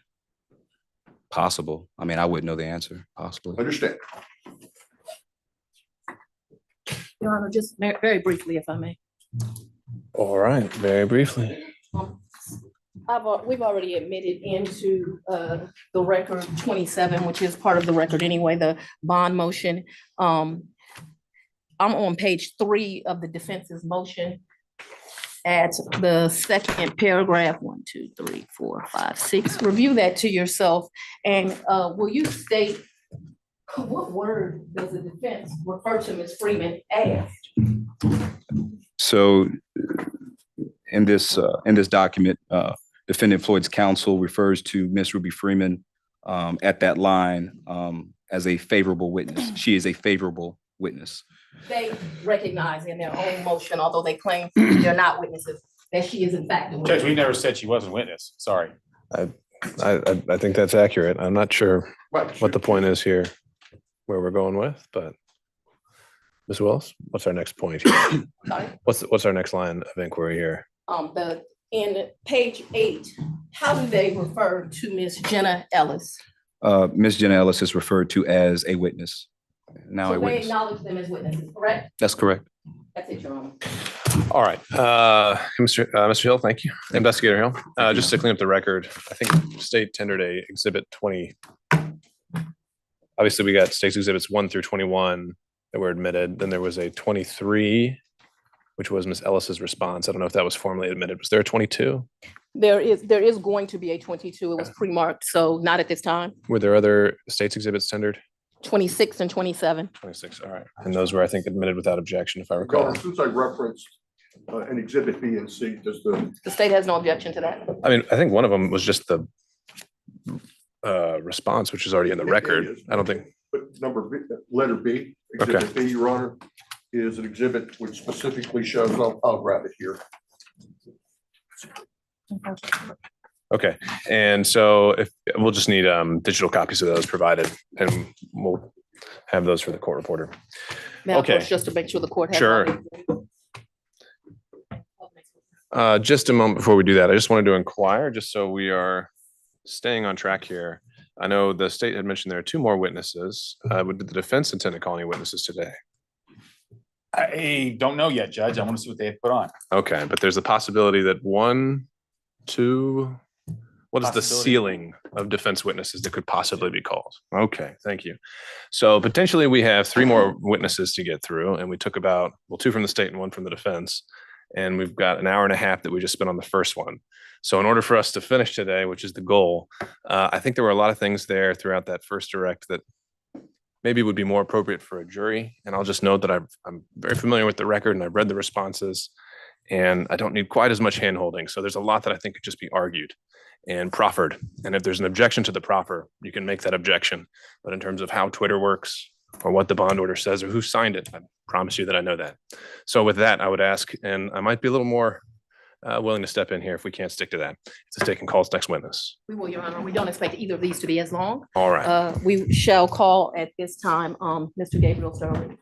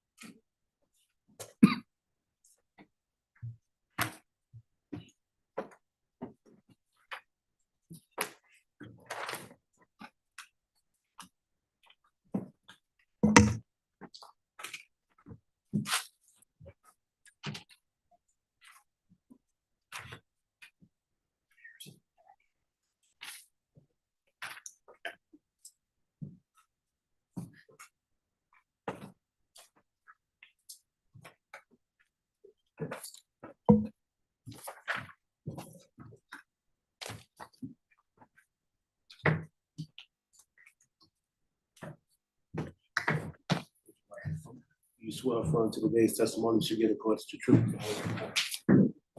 Oh my God. State and spell your name for the court. Robert Gabriel Sterling, Robert Gabriel Sterling. Good afternoon, Mr. Sterling. Where are you employed? The Office of Georgia Secretary of State. All right, and have you had an opportunity did you have an opportunity to testify at the special purpose grand jury? Yes, in the ma'am. matter that brings us here today? Yes, ma'am. I'm going to show you a couple of exhibits that have already been admitted into evidence. I'm going to ask you some very brief questions on them. Are you familiar with State's Exhibit number 2? Yes, ma'am. Okay, and just for purposes of the record, if someone tags you at gabrielsterling.org, do you in fact receive those? If they tag you here, then I'll go back and ask about that. GabrielSterling.org is my old website. I think you're asking I'm about. sorry, my- at yeah. Gabriel Sterling, yes. Yes, Okay, and also, if someone tags at Georgia Secretary of State, is that something that a member of the Secretary of State's office, to include you, would receive? yes, ma'am. Okay, and moving on to State's Exhibit number 7, have you in fact seen this post? State's Exhibit number 7, Yes, ma'am. and is that because you were tagged at Gabriel Sterling? Yes, ma'am. Moving on to State's Exhibit number 9, are you familiar with State's Exhibit 9? Yes, ma'am. And is that because it was tagged at Georgia Secretary of State? Yes, ma'am. Is that what allowed are these tags what allowed these messages to communicate with you? When you're tagged, it shows up in your feed of items that mention you. So yes. Okay, and then finally, the last one, State's Exhibit number 8. Are you familiar with State's Exhibit number 8? Yes, ma'am. And is that again because you were tagged both at Georgia Secretary of State and at Gabriel Sterling? Yes, ma'am. Do you enjoy being called a piece of fecal matter? No, ma'am.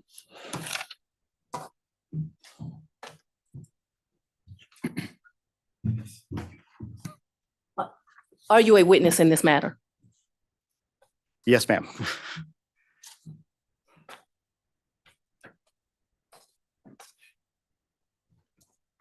My witness? Yes. Thank you. Mr. Sterling, you're not a fan of Donald Trump, are you?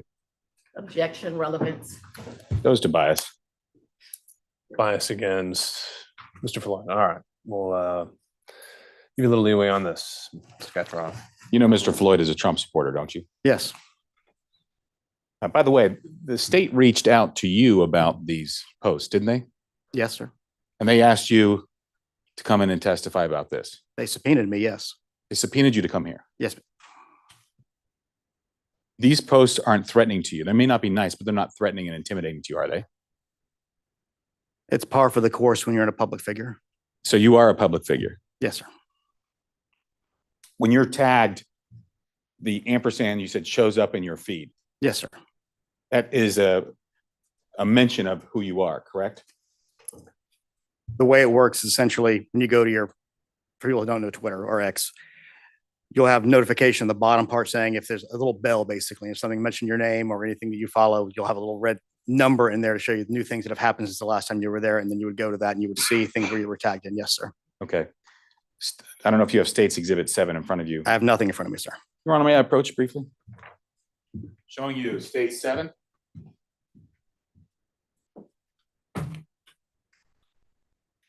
Where Mr. Floyd says, we want the truth. It's accountability time, unseal the ballots. Are you aware of other cases where the ballots are sealed? There is a matter in Fulton County, yes, sir. It's actually being done in front of a Henry County judge, if memory serves. So that post could be talking about that case. I don't know what Mr. Floyd said, sir. Right. We don't know what case this is referring to, do we? Not particularly, no, sir. May I have it back? Yes, sir.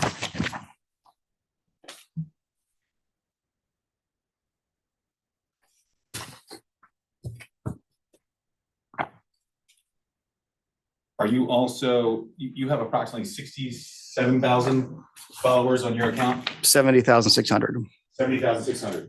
How many direct messages do you get a day? It varies. Rough estimate? I do it more like the week. I get 3 or 4 a week, maybe, depending. Like right now, I'm going back and forth with a gentleman about something going on in licensing. Okay. And then how many times a day are you tagged on posts? I have no way of knowing that, sir. A lot. It's common, yes, sir. And it's common that you might miss. You're not paying attention to your notification section every single post that goes through there, are you? When I'm tagged, I generally will go take a look at it, yes, sir. But I mean, it's not so overwhelming that I can't, but I don't look at it every day or every hour now. And if you were threatened or intimidated, would you contact law enforcement? If I thought something rose to that level, I would contact law enforcement. And you didn't contact law enforcement in this case? No, sir. Your Honor, I have nothing further. Can you redirect? From the state? Okay, all right. Thank you, Mr. Sterling. Thank you. Can this witness be excused from his subpoena? Your Honor, at this time, we'll call I guess so. Du Bois. I'm sorry, can Bond Du Bois. you spell that for the record? D-U-B-O-S-E, but we're gonna let him spell it as well, just to Okay. make sure the state got it right. All right. And this is our final witness.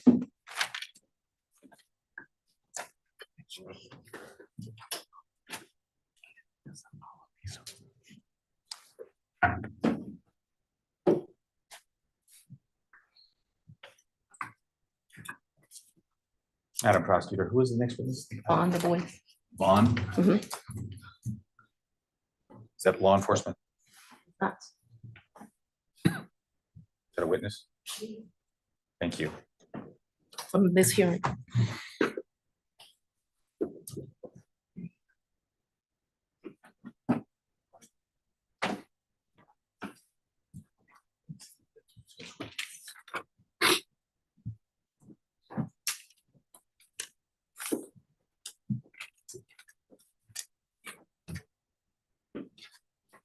Well, for the testimony today will be the truth, the whole truth, and nothing but the truth, help you. I do. You may be seated. Please spell your name for the court. My name is Vaughn Dubose, VONDUBOSE. And Mr. Du Bois, will you please tell for purposes of the record, would you state what your profession is? I'm an attorney. And do you in fact practice in this jurisdiction as well as others? Yes, Do you have a client that is a witness in this case? I do. Can you please state for purposes of the record what your client's name is? Ruby Freeman. I am going to hand you what has been marked as State's Exhibit number 22. Tell me what State's Exhibit number 22 represents. Yes, I can. Can you tell us, please? Yes, it's a threat level report that we have a third-party vendor who will monitor online activity regarding potential threats for Ms. Freeman and her daughter and their family. Why do you have a threat monitoring report that relates to Ms. Freeman and her daughter? And what is her daughter's name for purposes of the record? Her daughter is Shay Moss. You also represent Ms. Moss? I do. Is Ms. Moss a witness in this matter? Yes, to my understanding. And in fact, have you accompanied them to proceedings in this matter? I have. Why did you hire this company to do threat assessment on your two clients? Is that something you do for every client you have? No. Why did you find it necessary to do for this particular client? Well, just the level of threats since all of this began for Ruby and Shay have been quite high. She's been listed on death lists. She's been told that she needs to leave her house by the FBI. So we just need to keep an eye on what's out there, whether there are any spikes or flashes in the threat level. So this company has been retained to do that. And in fact, the threat levels at one point prior to this matter were so high, she had to relocate from her home. Absolutely. And that was on the recommendation of the FBI. Yes, it was. Prior to the state contacting you, were you made aware of some comments by a defendant in this case on social media? Yes, I was. What defendant were you aware of making comments as it related to your client, Ms. Freeman, prior to the state ever contacting you? Mr. Harrison Floyd. How is it that you became aware that Mr. Floyd, the defendant in this matter, was making comments about your client? Well, a couple of my co-counsel informed me that there were some comments being made and that we needed to huddle together and have a session to assess what was going on and to determine whether there were any measures that needed to be taken by us or by Ms. Freeman and Ms. Moss. To keep them safe. To keep them safe, absolutely. And in fact, as a result of these comments made by Mr. Floyd in relationship to this matter, did you call what you referred to me as a spike? Yes. Can you educate the court as you educated me as to what a spike is and why that may cause you some concern as well as the other team that represents her? Sure. So a spike is simply a time at which online activity regarding Ms. Freeman, and her name is mentioned at a particular time, and you can tie spikes in this report to actual posts and things of that nature. So I believe this is the report that tied a particular spike in online activity to the tweets from Mr. Floyd. And traditionally, as these things go in this case and with Ms. Freeman, this is the beginning of potential threats. So that got our attention. We were very concerned about that, and we wanted to make sure we addressed it appropriately. And so I don't want you to get into security precautions you took, but were in fact some precautions taken as a result of this? Yes.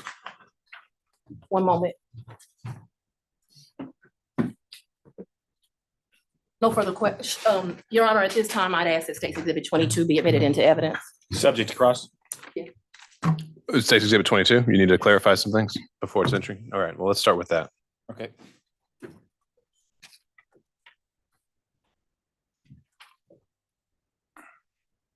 This is the report that you had put together. The report is generated periodically. Who is Protect Democracy?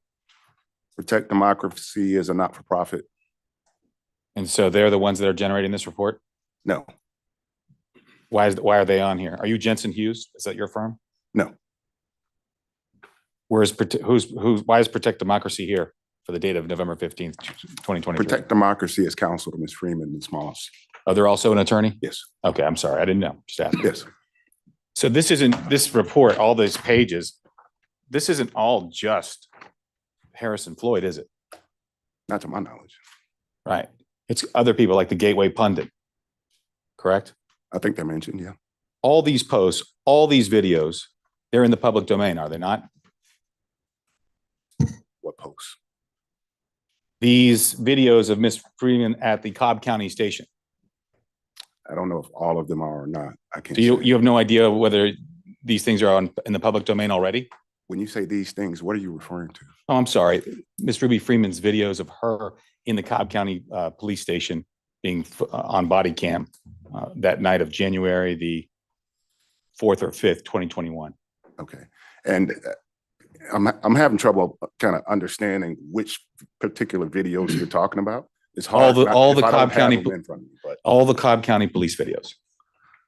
I don't know that for sure. I don't know if they're all in the public domain. You're her attorney, right? Yes. Charged with protecting her? I'm sorry. Charged with protecting her? I'm charged with representing her as counsel. So you're representing her as counsel and you haven't researched what's out in the public domain about her? That's not accurate.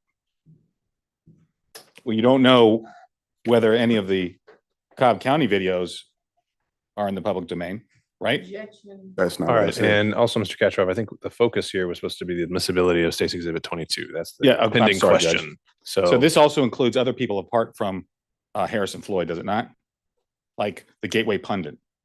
The state will stipulate that he is correct, that it is. All right, and again, I think you're getting into argument concerning the document, not necessarily its authenticity. I'm not going to authenticity, but actually to relevance because they're putting this in for stats in their spike, but they've included not just Harrison Floyd, but influencers on social media that have millions of followers. And I think that goes to its weight, not its admissibility. So I'll admit 22 over objection, and you can go from there. Okay.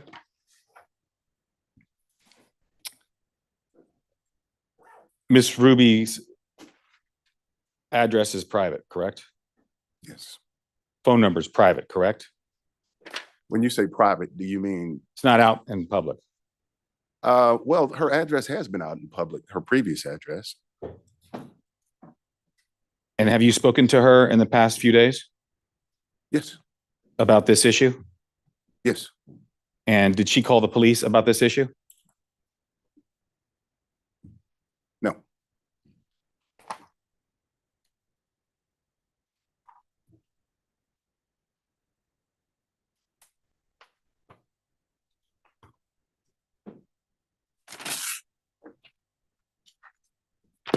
So Ms. Freeman also has a lawsuit against the Gateway Pundit, does she not? That's correct.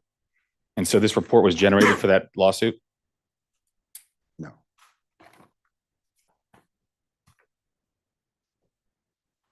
Nothing in the post that you've seen constitutes a threat under Georgia law, does it?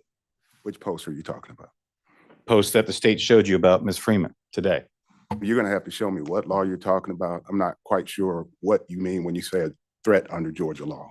You're an attorney, right? A civil attorney. Civil attorney, but you know what it means to say threats, don't you? I'm very particular about Georgia law. So you don't know what a threat is? I know. Objection asked and answered. Overruled, I don't think we've gotten an answer yet. What's the question? Do you know what a threat is? I do. There's nothing in his posts that are threatening, is there? No, I disagree. There's nothing in those posts that are intimidating to a reasonable person, are they? I disagree. I'm not talking about the follow-up posts. I'm talking about Mr. Harrison Floyd's posts. I am too.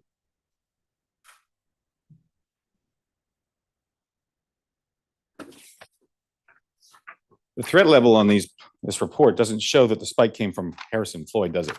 It does. It shows that the spike came from a conglomeration of sources. Have you read the report? I am. Judge, I have nothing further. You redirect. Question for this witness from the state. Okay, thank you, Mr. Du Bois. Thank you, Judge. That concludes witnesses for the state, and we do have some argument we'd like to make. Of course, Ms. Willis. Any evidence on behalf of the defense? No, Your Honor, we don't need. Okay. The, Yeah, I'll hang on to that.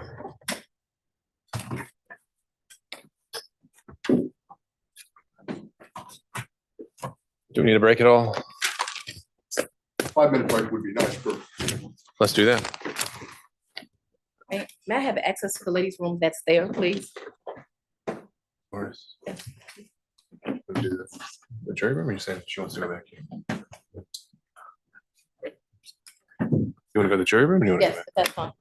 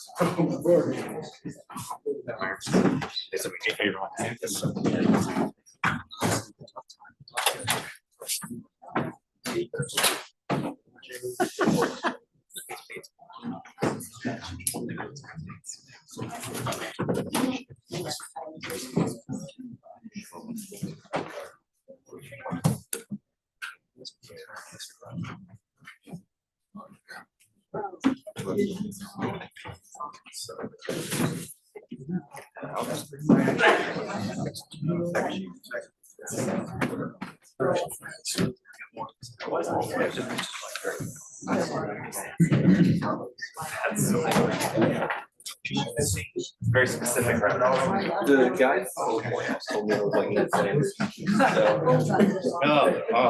Yeah, yeah, all right. Now that you said that, I had to look. Like, wow. What's the full? Basically anyone with a mustache. Not a guy from, Burning Man. Burning Man, we got mad at everybody. Resources and Everybody. Okay.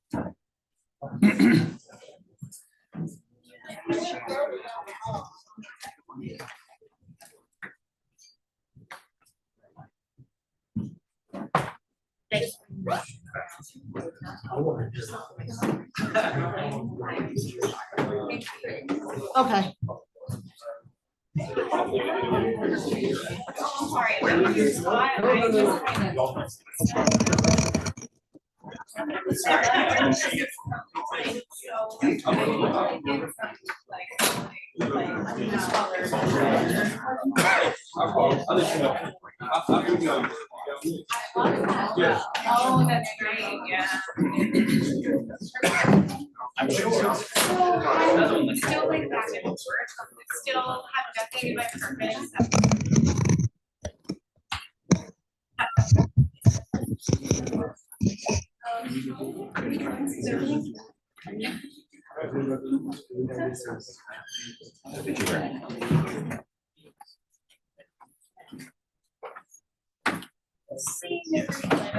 Is it 5 minutes?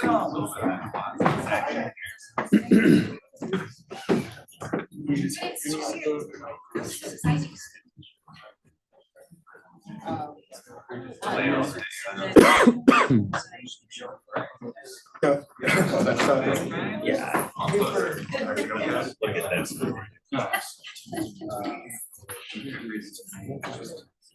Are you also covering,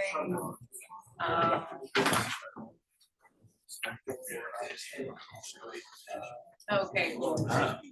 Finally, that is like getting going now.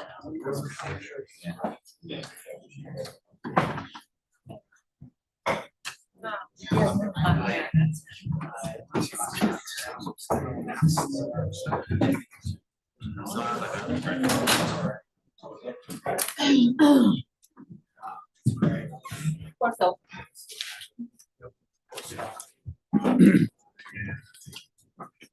Daisha. Oh, yeah.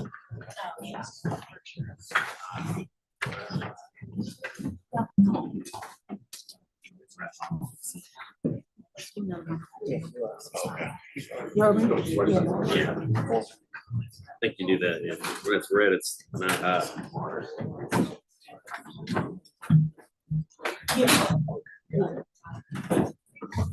Water fountain out. It may have been out by yeah, that's what I was thinking. Yeah.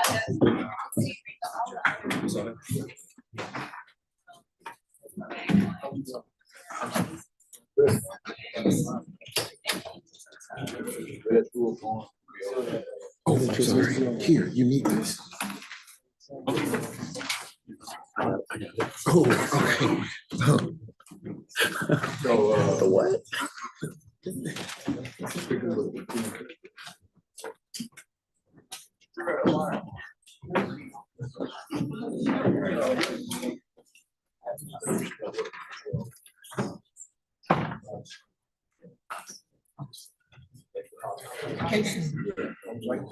Oh, yeah, no.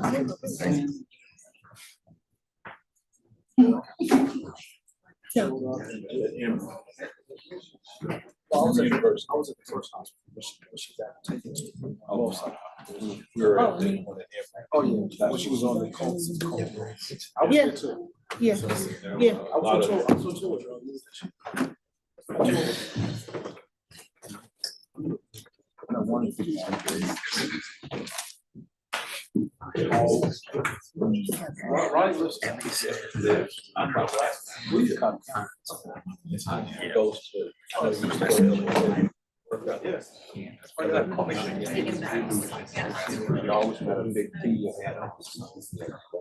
Nice guy.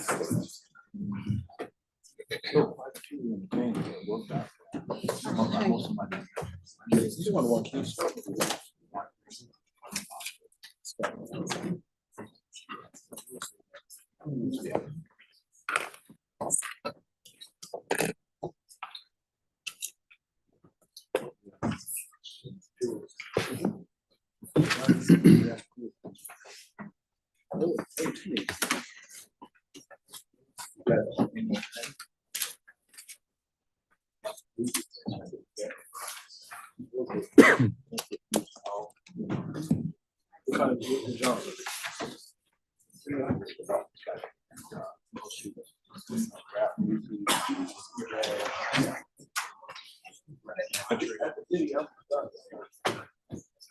You know any people that you've been in touch with?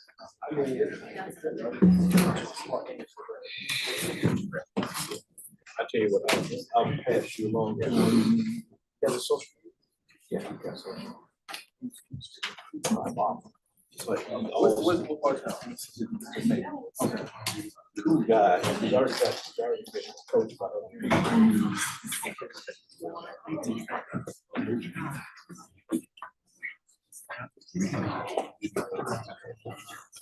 Leave me your car out. I'm so old school. That's not part of it. I guess it's there.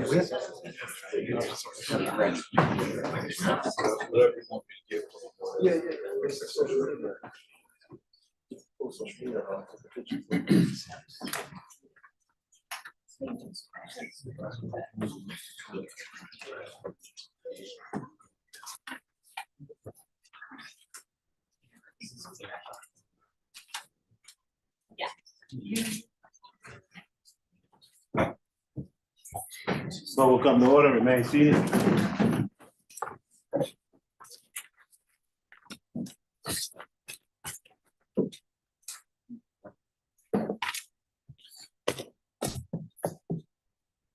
You know, this.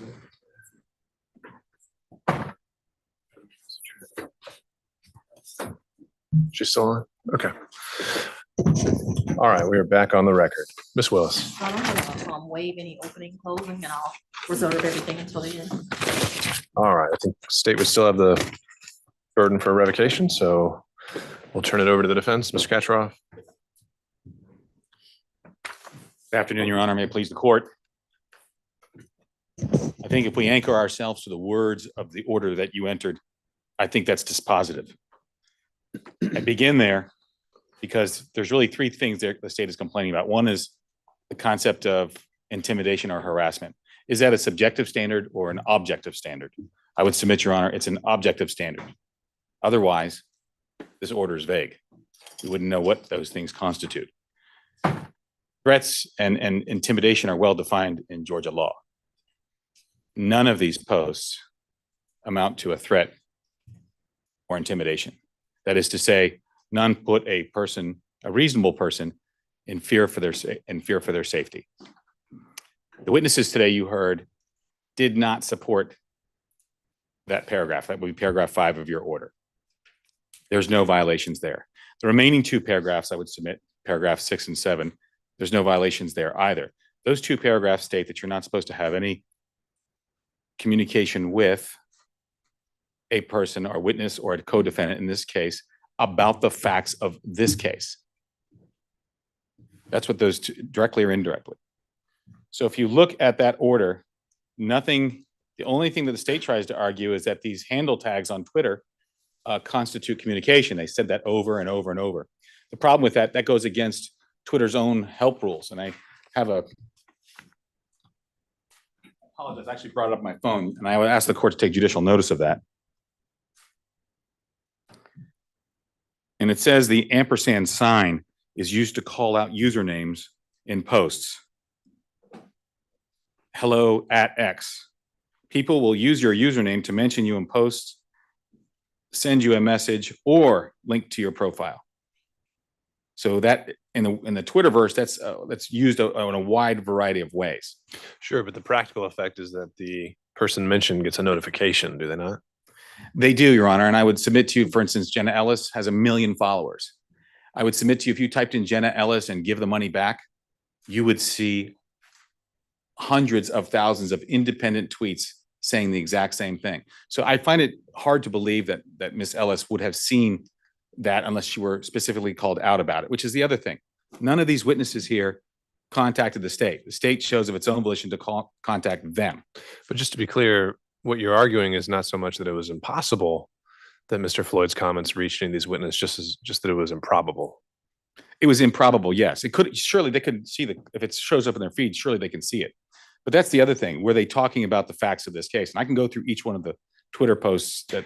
Well, it says that they can't communicate, right? Not just communicate, can't communicate about the facts of this case. And so, for example, with the one with Miss Ellis, how would that not be a communication about the facts of this case if it's solely referencing a proper session? Because first, it's public in the public domain, number one. Well, that wasn't a precondition, right? Of the bond order. No, but she's not. I'm just pointing out the fact that her video is in the public domain. He's commenting on the video. It is a public comment. He's allowed to do that under the First Amendment. So the idea that this is somehow not a permissible communication, it's a problem because that begs the question about the facts of this case. What facts? The ones as they develop, the ones that are ongoing, the facts in the indictment, which also spurs another question. Miss Ellis won't even be a witness against us. I mean, I know that the state's going to say, well, she's a RICO witness. We don't have anything to do with Miss Ellis. Not only that, we don't even have a witness list. All we know, we have unindicted co-conspirators. We have to guess who the witnesses might be. Now, the state has said that they have sent us discovery, but that discovery is like a football field, sized haystack about 10 feet high, and we're looking for 5 needles in it. I have to go through 30 or 40 folders and click down only to find out that the file that I'm looking at is a GIF image. So the idea that, well, we've turned it over. I don't know if they've turned it over. I had to search. I had to ask the other day for one of the witnesses' grand jury testimony that they said they had just received. So I don't know what the state has or what they don't have. I don't know who their witnesses are. I don't. That's of no concern to me. Sure, but I think you have a pretty good indication of who they're going to be. At least some of them. I didn't know Gabriel Sterling was a witness. Had no idea, Judge. Zero.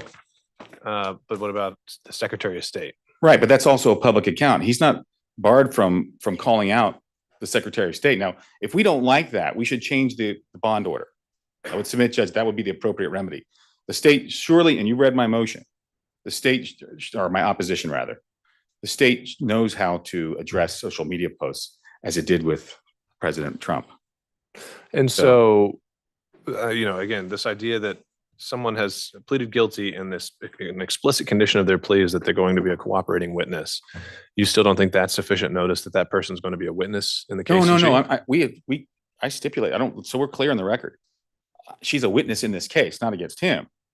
Well, she's a witness in the prosecution against him. He's going to be sitting presumably at one of many tables, and it will be in the state's case in chief where he is a defendant. I may be presumptuous in thinking that won't happen, but Judge, she's a witness to be sure, but nothing in that bond order prohibits him from contacting a witness.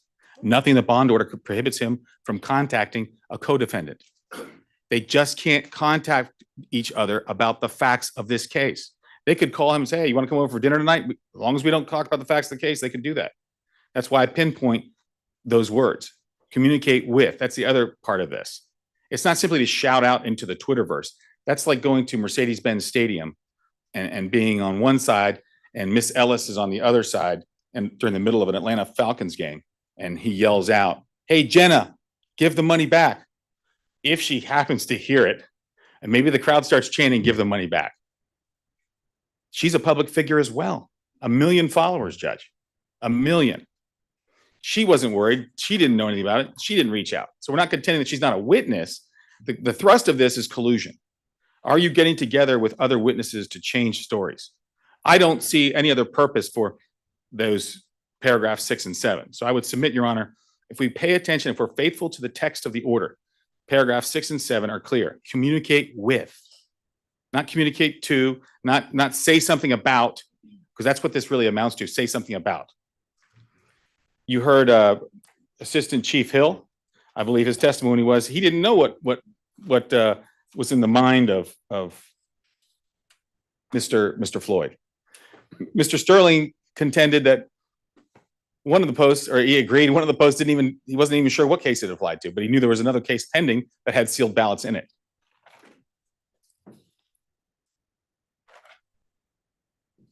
So yes, when you're tagged, it shows up in your feed. But like I said, Judge, you're not required to, it's not a requirement in Twitter. I post things all the time where I will put an @ symbol. Do I think that the other person might see it? It's possible. I don't care. I want to post. It's a political forum. That's the whole purpose of ideas. I mean, you find something offensive, you don't have the right not to be offensive. I mean, in order to think, you have to risk being offensive. Do you not? So, yeah, just taking that point, I just want to focus here. I think maybe the Twitter aspect of this may be confusing it, but what would be the functional difference of Mr. Floyd having just written a letter and mailed it to him and assuming that Miss Ellis gets 1,000 letters a day? Because that shows his intent. His intent is to make direct contact. There's a mechanism in Twitter for direct contact.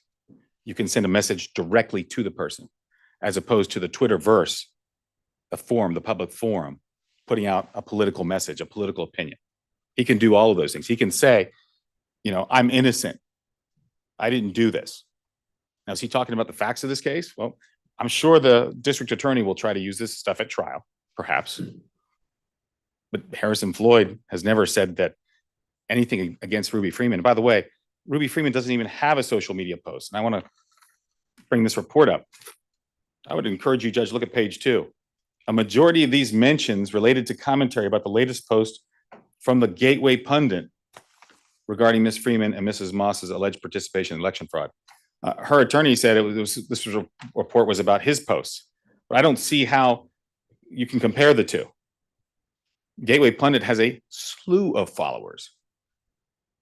His Twitter account is 25,000 people, not 2 million, not 3 million, not the million that Jenna Ellis has, not the 75,000 that Mr. Sterling has, or the 114,000 that Miss Willis has on one of her accounts, and however many others she has in her other account. A lot of this has to do with being in the public domain as well. Nothing in any of the posts that he wrote about Miss Freeman show any threats of intimidation. They are merely statements that he is claiming, I'm innocent, I haven't done anything wrong, which is why I said in my motion, or my opposition rather, that this court should be faithful to the text of the bond order. If we have an issue with it, Judge, we're very amenable. You heard my co-counsel say earlier, all they had to do was call us. Mr. Floyd has come back to Georgia voluntarily. The first time when he turned himself in, he was put in jail, wasn't able to get a bond hearing until Your Honor got involved. And you got back and were able to get him a bond. He appreciates that immensely. He came back today just because I told him to. He's a law-abiding citizen. Yes, there are some other things pending, but that has nothing to do with this hearing. Zero. If the court tells him, look, I want you to tone it down, I don't want you to mention Ruby Freeman, he'll do what you tell him to do. It's not that at that point, it's not about a First Amendment argument. We'll let that go, Judge. If his rights to speech are in jeopardy versus his freedoms and liberty, his personal restraint, Judge, he's going to opt for his personal liberty. So I would submit, Your Honor, that this whole tactic is somewhat of a retaliation. If you look at when the motion was generated, I believe the motion was generated on the November 15th, just after this court's hearing, because we received it 2 hours after the court's hearing on the protective order. Miss Willis was in DC. She personally signed the motion, or they put her signature on it. She was attending an event with a women's summit and also a fundraiser. But the reason why I say it was cobbled together hastily was because Jenna Ellis's post is on the 13th, and she says she saw it a couple of days later. Well, I would submit, Your Honor, that she was raised, the awareness of that was raised to her by the state. I just don't see 1 million followers, how that could happen. And so with that, Judge, I would just check one thing here.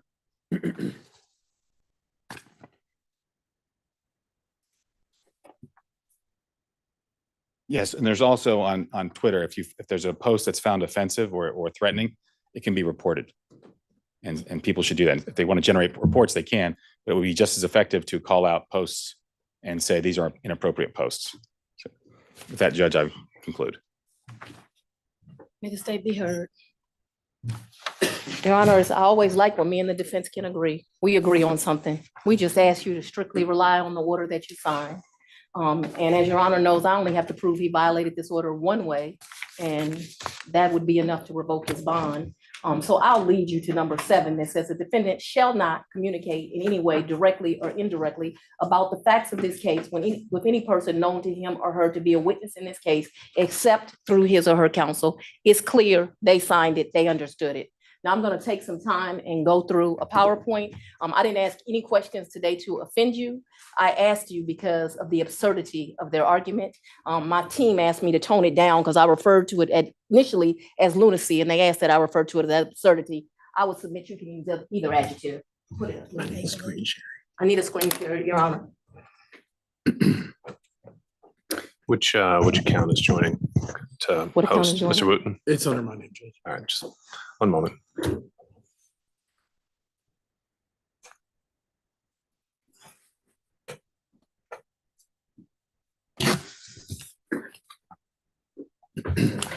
Your Honor, I apologize for that. Ms. Willis, limited to the scope of my argument, or is she going to be? We'll see if there's a point that needs to, we can go back and forth and back and forth. We don't need to have strict guardrails for argument. The first one. Your Honor, just very quickly, Harrison Floyd was indicted by a Fulton County grand jury for count 1, conspiracy to violate, count 2, conspiracy to commit solicitation, and count 31, influencing witnesses. He entered a consent bond on August 29th, 2023. The language was plain, and I still contend he violated 3 of the 7 conditions, those being 5, 6, and 7, but I just need one of them. Your Honor, the law is clear. It is clear that the trial courts have the power to revoke bond as long as minimum due process is applied. Your Honor, by this hearing, you've given him due process. The trial court has authority to revoke bond if following hearing, the trial court determines that the defendant violates those conditions. It is clear he violated the conditions. The standard of proof in matters initially setting a bond, the state has the burden of proving by a preponderance of the evidence that the trial court should deny bail to protect the community. Proof by a preponderance simply requires that the evidence show that something is more likely true than not. Condition 5, he shall perform no act to intimidate any person known to him to be a co-defendant or a witness in this case, or to otherwise obstruct the administration of justice. We've seen these post, but certainly contacting the Georgia Secretary of State and Gabriel Sterling and calling them derogatory names is a way of intimidating. Whether it actually intimidated is not the result. It is, was it intended to intimidate?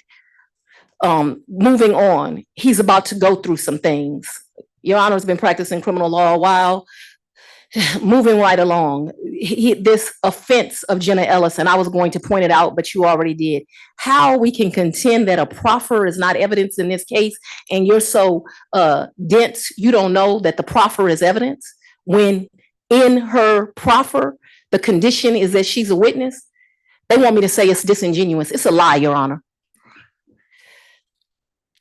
This is Jenna Ellis. It's already Exhibit 23. I saw it a couple days after it was posted. Yes, I believe it was meant to both intimidate me. So does everyone else in the world who saw it, and to harass me, and also encourage others to harass me. That is common sense, but the witness has told you that is what she feels about it. Also, the negative comments that once again that Ms. Freeman has had to endure now for multiple years based on lies, he made sure that we're right back in that posture, and it's unacceptable. It is unacceptable for democracy to work. We need little old ladies to come and volunteer to be poll workers.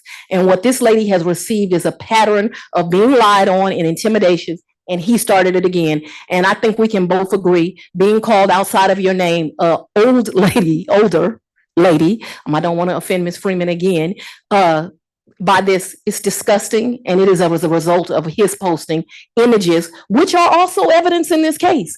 No one can deny, if you read the indictment, which they have been provided, that this is evidence in this case, which is why she's mentioned 40 times in the indictment, but they want you to believe they don't know she's a witness. It's ridiculous. I'm sorry. Setting those, I agree with you there. With all the posts about Ms. Freeman, those are ones where she is not tagged. And so I know that we have State's Exhibit 22 showing that there is a reaction just to simply mentioning her.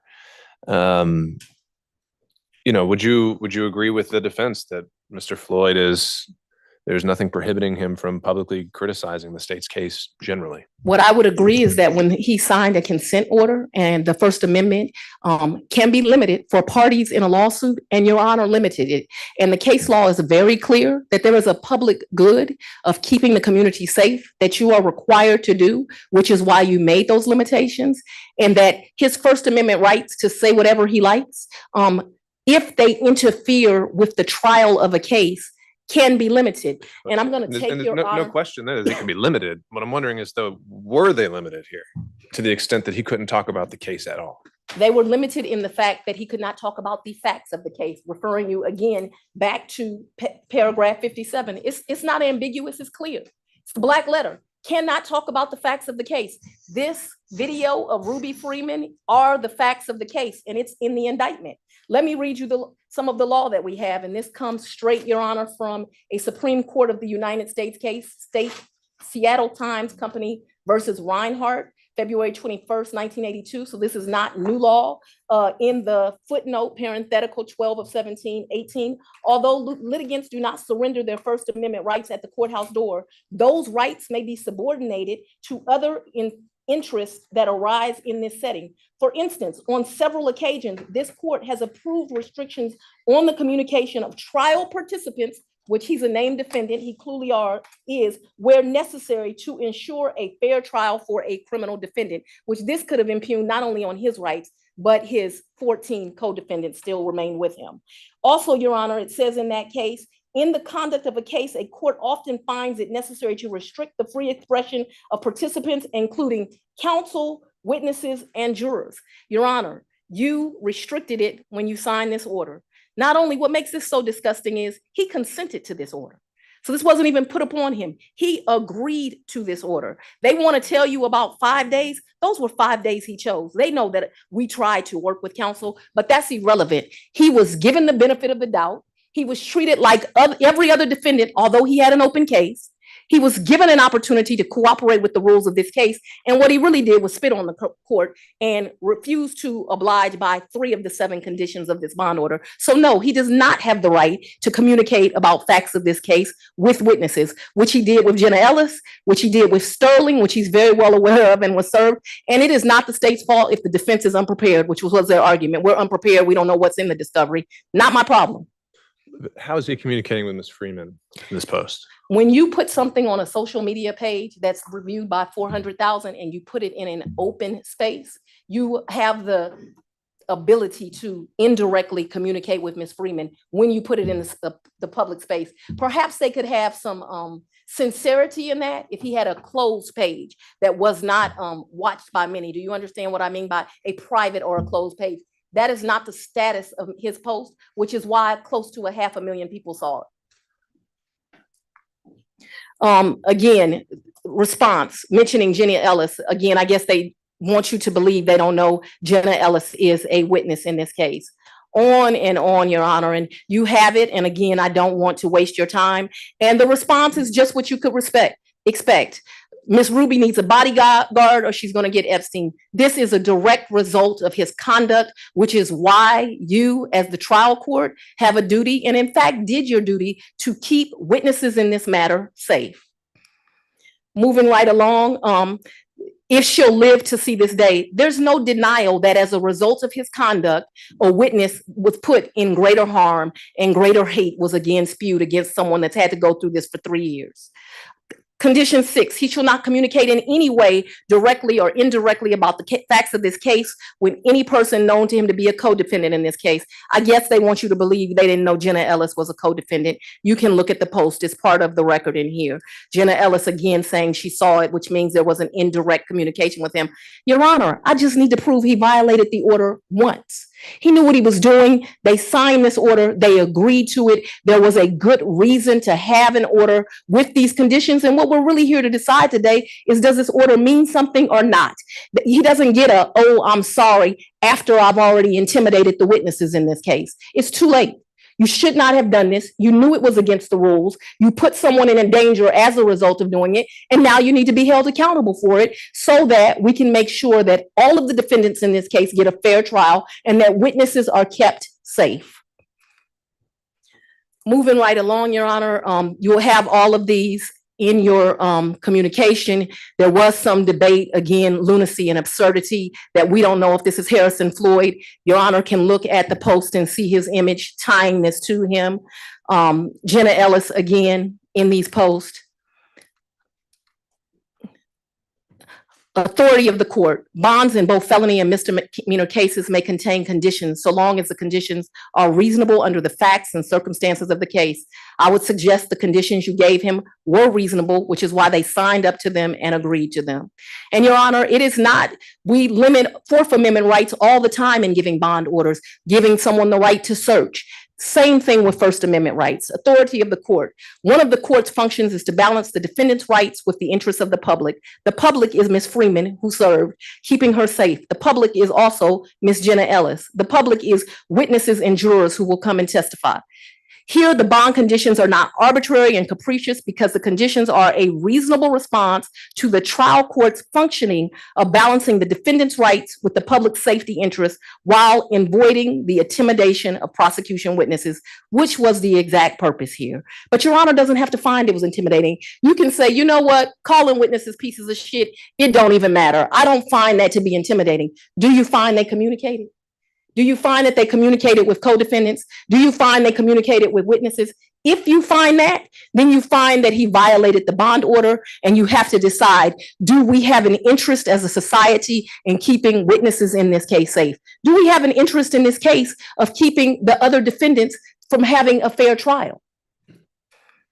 Authority of the court. Although litigants do not surrender their First Amendment rights at the courthouse door, those rights may be subordinated to other interests that arise in this setting. For instance, on several occasions, this court has approved restriction on the communications of trial participants, which he is, where necessary to ensure a fair trial for a criminal defendant. There are other criminal defendants in this case.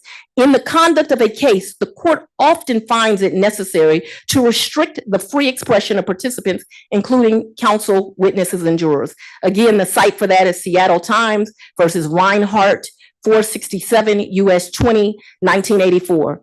Defendant Floyd violated his bond, and it should be revoked. OCGA Ayala sets out 4 factors a court must consider when setting a bond, including he violated 3 of the 4. His rhetoric poses a significant threat or danger to witnesses in this case and the community. He poses a significant risk of committing a felony committing trial. He poses a significant risk of intimidating witnesses and otherwise obstructing the administration of judges. The absurdity of the defendant's argument. Defendant falsely claims that he does not know who the witnesses are. Your Honor, that's just a lie. It's just a lie. There's no other thing to call it. You're not aware Jenna Ellis is a witness? So I know that it annoyed you to ask that question, but I wanted you to see in their own motion, they know she's a witness, and they should not have told you that. Defendant Floyd in his own motion refers to Jenna Ellis as a witness. Defense motion, page 8, line 9. Defendant Floyd in his own motion refers to Ruby Freeman as a witness. More absurdity. In indictment number 231888947, Ms. Freeman is mentioned 40 times, but putting the defendant on notice, she is a witness. In indictment number 23SC18947, Secretary of State Raffensperger, who he tags, is mentioned 4 times. I think that puts them on notice that he's a witness.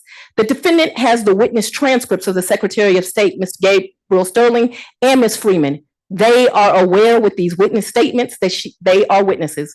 Defendant states in his motion affirmatively that Mr. Floyd's post did not stir the pot against Ms. Freeman.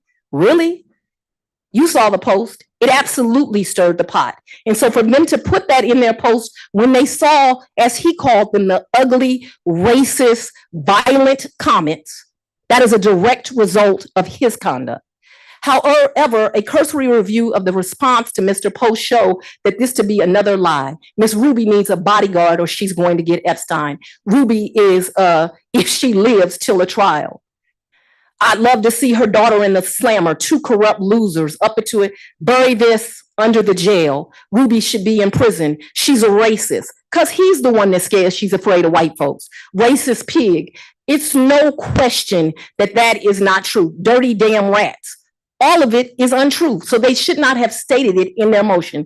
Defendant wants this court to believe when you tag someone in a post, it does not notify them. The entire purpose of tagging someone is so it hits their feed and they see the post. Take judicial notice of that, Your Honor. You don't even have to, though you had witnesses testify to it. They make this silly argument because it is clear that it's communication in violation of the bond order. They know it's communication. I'd submit to you it's direct communication. But it doesn't matter. If it was direct or indirect, he violated his bond order.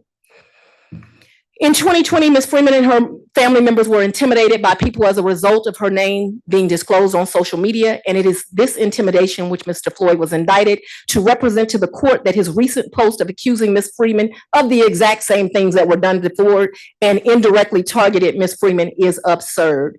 Defendant wants this to court to believe that the last thing Mr. Floyd wants is for Mr. Freeman to form an impression he's somehow against her, except his post show that.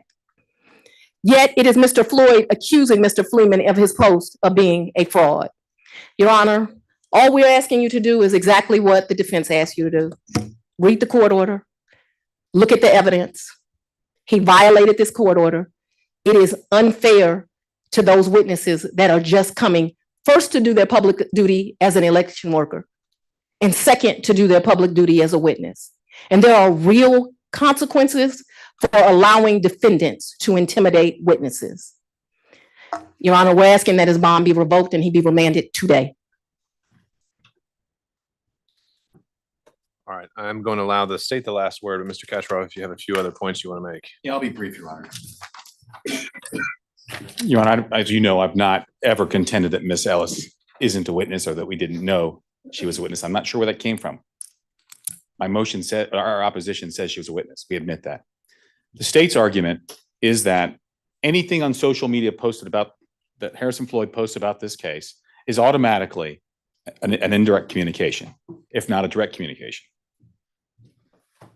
That's absurd. And that's where we're running into trouble here. Judge, I would submit you focused in on one particular tweet, which was Jenna Ellis. And I want to go back to her tweet. That tweet is a shout out to the Twitterverse at large. Yes, I think it walks up close to the line, but if you understand the world of Twitter, or X as it's now called, that's not how people communicate. It's a very ineffective way to communicate. If he really wanted to communicate with her directly, he would have simply sent her a notification and called her a liar or whatever. And he could have even called that out. That would have been a clear violation of the protective order. The other point that the district attorney made was that, oh, we said we didn't stir the pot. Yeah, we didn't stir the pot. You see, the district attorney stirred the pot. They've been stirring the pot since he got arrested, Judge. From the very first occasion, I never got a call about Mr. Floyd getting bond. Rather, I have Ms. Willis and Mr. Wade apparently recorded my colleague up in Maryland, which, by the way, it's a two-party state. It's a felony to record without permission up there. They recorded my colleague, and he said, I don't know anything about the bond. I was handling his case to come here to Georgia. So this idea that he's been given all these chances, et cetera, I think that's hogwash. Now, This idea though, we didn't stir the pot. All the evidence that you have, the views, they are wholly dependent, Judge, when they were captured, when you looked at Twitter and when you captured that image. When they filed this motion to revoke bond, just like when they filed the motion for the protective order, if you recall, Judge, I was in court and I said, we had gotten numerous calls from the media that they were pestering us. And you said, well, we should all expect some of that. And I agree, we should in this case. But this is not exactly right, because when they file a motion to revoke his bond, they're all in the back watching us. When they file the motion, it immediately causes a spike and everybody starts searching everything. So they can't use that as evidence against Mr. Floyd. I think that is absurd.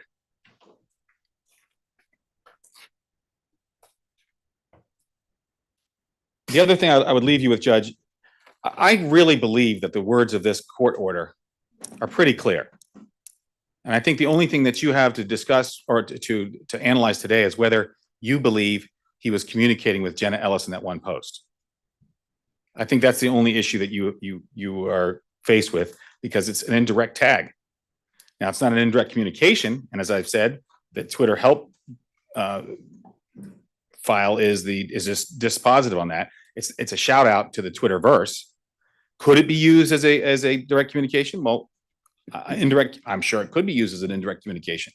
But if you search yourself, Judge, and look up Jenna Ellis and send the money back, I think she raised over $200,000 and before she entered her plea, you'll find hundreds of thousands of posts telling her to give it back. Now, maybe she was directed to Mr. Floyd's at some point by the state. I don't know. We don't, and we should not chill speech. He has the right to make political speech. He has the right to talk about the facts of this case in Twitter, as long as he doesn't communicate with another defendant or a witness. Now, we don't know all the witnesses that are in this case. Like I told you before, I know a fair number of them, but I have a list of unindicted co-conspirators that I'm just trying to figure out who they are. We don't exactly know. I don't have a matrix of that. If we do, it's in the discovery somewhere, and we're still searching through that morass of information. So you were not provided the witness list used during the trial we had prepared for Mr. Chesbrough? No, I was not, Judge. I don't recall getting that list at all. All right. If they did, I couldn't sit here today and tell you they didn't put it with this mountain of stuff, but the way they turned over discovery, I've never seen anything like it. They just handed, 80 folders down. You find this one little GIF image, a little picture that belongs to another file that's down a different tree, 50 folders. It's absurd. That's absurd. So at the end of the day, I think the rule of lenity is appropriate here. If the court feels that something is amiss, or when you want to correct something, or we need to make something more clear, I think we need to give Mr. Floyd the benefit of the doubt. This is not giving him a second chance. I'm not asking for that, because I don't believe he violated the words of the bond order. I think the bond order is crystal clear.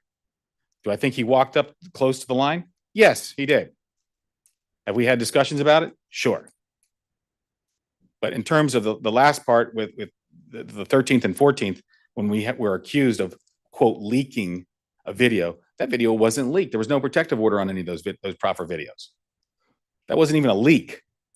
Yet Mr. Floyd's November 13th and 14th posts are responding to that purported leak, because the district attorney absurdly put in a typo from my colleague where he said, we are the source of the leak. And he then sent another email back pretty quickly that said, we are not the source of the leak. I'm sorry, that was a typo. I typed too fast.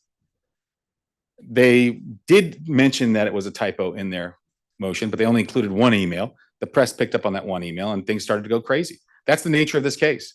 So if we're going to limit speaking, every time Miss Willis goes to Washington, D.C. and attends one of these events, we get spikes in Twitter.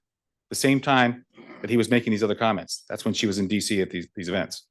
So the words of the court's order are clear. The burden has not been met by the state and I'm positive the burden has not been met for the concept of intimidation. That's a legal definition under Georgia law, and it requires one to be objectively and put in reasonable fear of harm by the words that were spoken, not by responses, not by any of that stuff. And then with respect to the last two, paragraph 6 and 7, you won't communicate with. Means alongside it, I won't go to this man and say, I communicate with you. I want to talk to you. As opposed to me addressing you here, knowing full well he can hear me. And saying, well, John Morrison is our co-counsel. I'm not communicating with him, but he can hear it.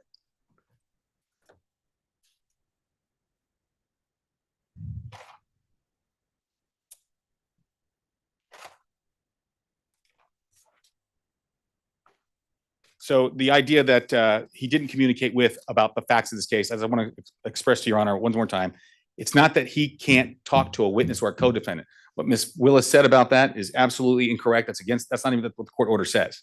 The court order is specific. You cannot talk to another witness or co-defendant. You cannot communicate with them about the facts of this case. The whole purpose of that number 6 and 7 is to avoid collusion. That didn't happen here. What we have here are First Amendment issues. If you want to curtail, I would submit, Your Honor, we should adopt what the president's bond conditions, where they explicitly mention the First Amendment issues on Twitter, because the president is known for that. So if they felt that this was included in his bond motion, they should have put it in there. They had the opportunity to do that. Thank you. Your Honor, I'm not gonna be long. The bottom line is the defendant didn't respect the order of this court. He violated it. If you have questions about intimidation, don't go to that paragraph. Go to paragraph 7. Although you have a witness, Ms. Jenna Ellis, telling you she felt intimidated, and Von Du Bois, who represents another witness, telling you that he interpreted, that his team, to include his client, interpret that as intimidation. But you don't need it. All you need is paragraph 7, which says he's not to communicate. This notion that tagging someone doesn't get a message to them is really lunacy. All right. I'm going to compile my notes and I'll be back in 5. We can hold in place.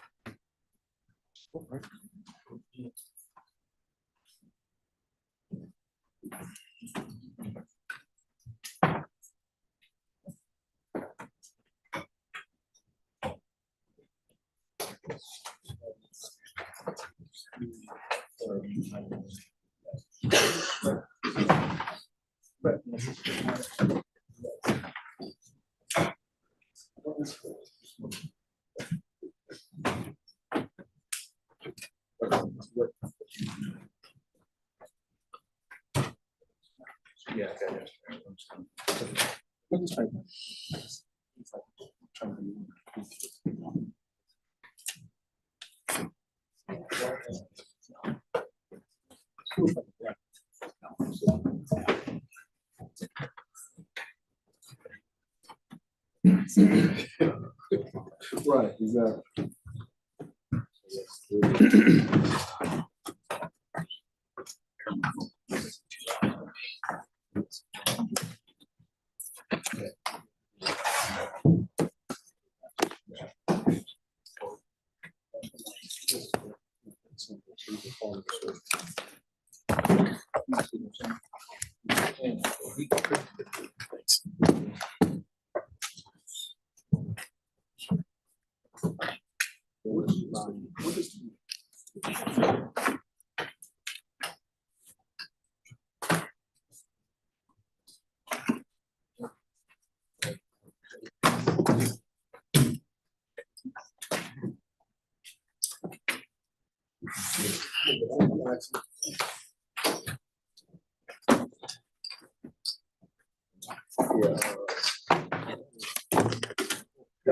I got some photos.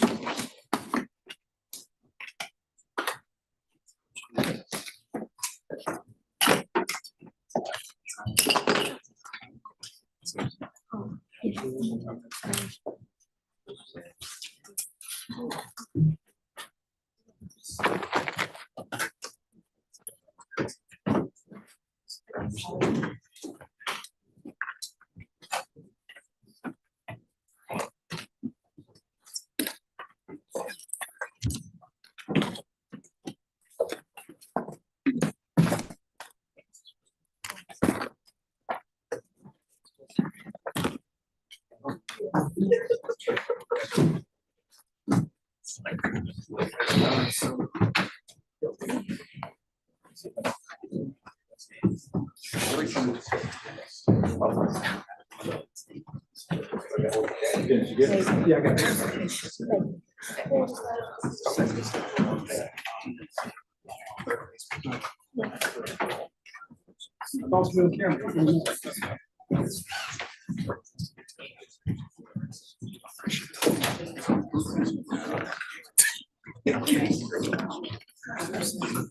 I'm gonna get it. I'm gonna get a power strip. Yes, he did say 5 minutes. 5 minutes. About 2.5.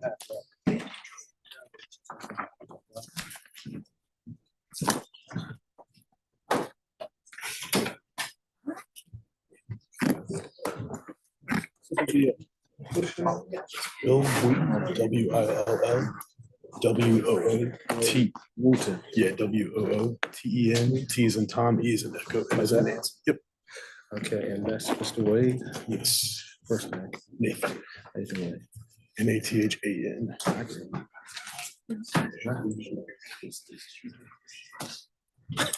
don't know. I've been trying to find out. Sorry, Your name. Daisha, D-A-Y, Daisha. D-A-Y-S-H-A. S-H-A. Middle initial D, Daisha D, Young. D. Young. Yes. Young. All right. That's good. DA, I think it added an apostrophe in there. DAYSHA. Deja.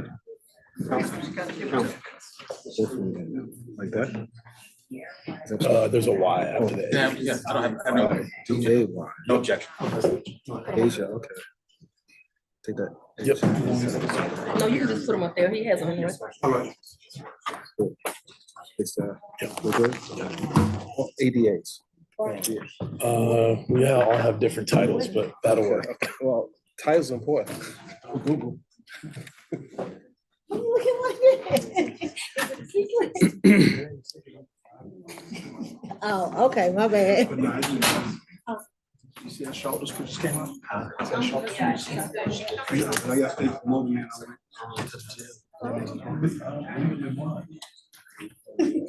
Like one up.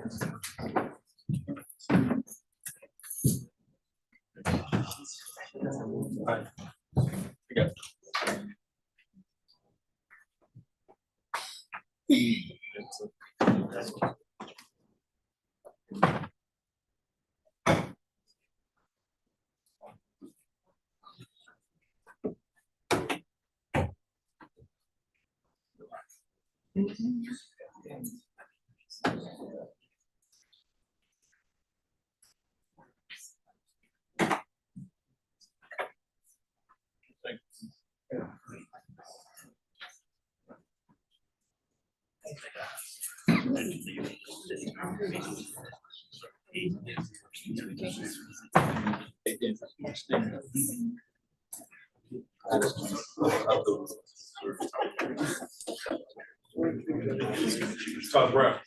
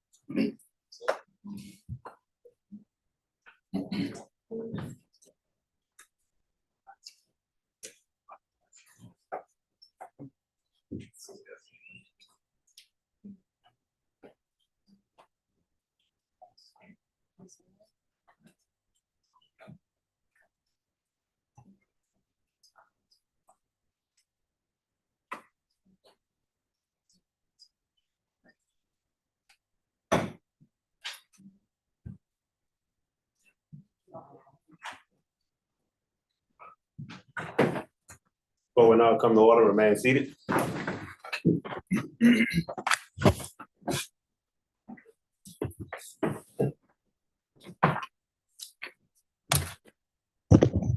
All right, thank you all for your patience. So just a few thoughts to share. And the first, I would just say how we got here. At the outset, I'll just note that at the time of indictment, we were in this courtroom in the middle of another murder trial, so I was not able to conduct the first appearance for Mr. Floyd. But throughout that week during the trial, we were presented with these consented bond orders, which were negotiated by the parties, and that I signed without a hearing. And Mr. Floyd agreed to abide by the terms of it. And I think it's clear from the case law, there is no constitutional right to bail. And a bond can contain special conditions as long as they're reasonable under the circumstances. And often those can curtail or even eliminate defendant's constitutional rights under the First Amendment, under the Fourth Amendment, such as forbidding contact. We see that quite commonly. And the question becomes, a trial court has to balance the rights of the accused, as well as the public safety interests that are raised by any particular case. But I'll also note that a defendant is generally allowed to publicly criticize the merits of a case, to say that the prosecution doesn't have a case, to challenge the strength of the evidence, to speak his mind. And I don't see anything in this consent bond order that limited general criticism of the state's case. Each of these conditions had components to them, had preconditions, but there was no general limitation of talking about this case. But obviously that criticism cannot cross a line and ever evolve into witness intimidation. And I think, as the defense was willing to concede here, Mr. Floyd seems very boldly willing to explore exactly where that line lies in this case. And I think the state has made a compelling argument on many of these points. But in categorizing these statements, on the first point of intimidation, we don't see, as we might see in these bond conditions, as they're traditionally understood, someone posting the personal info of a witness or a co-defendant. We don't see someone directly messaging, again, as that's traditionally understood. And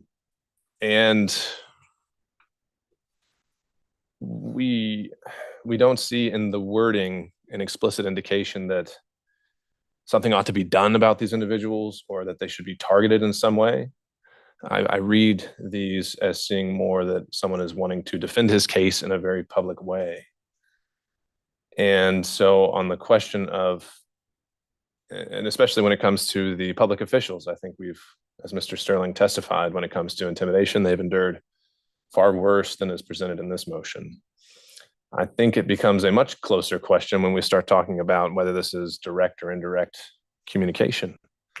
And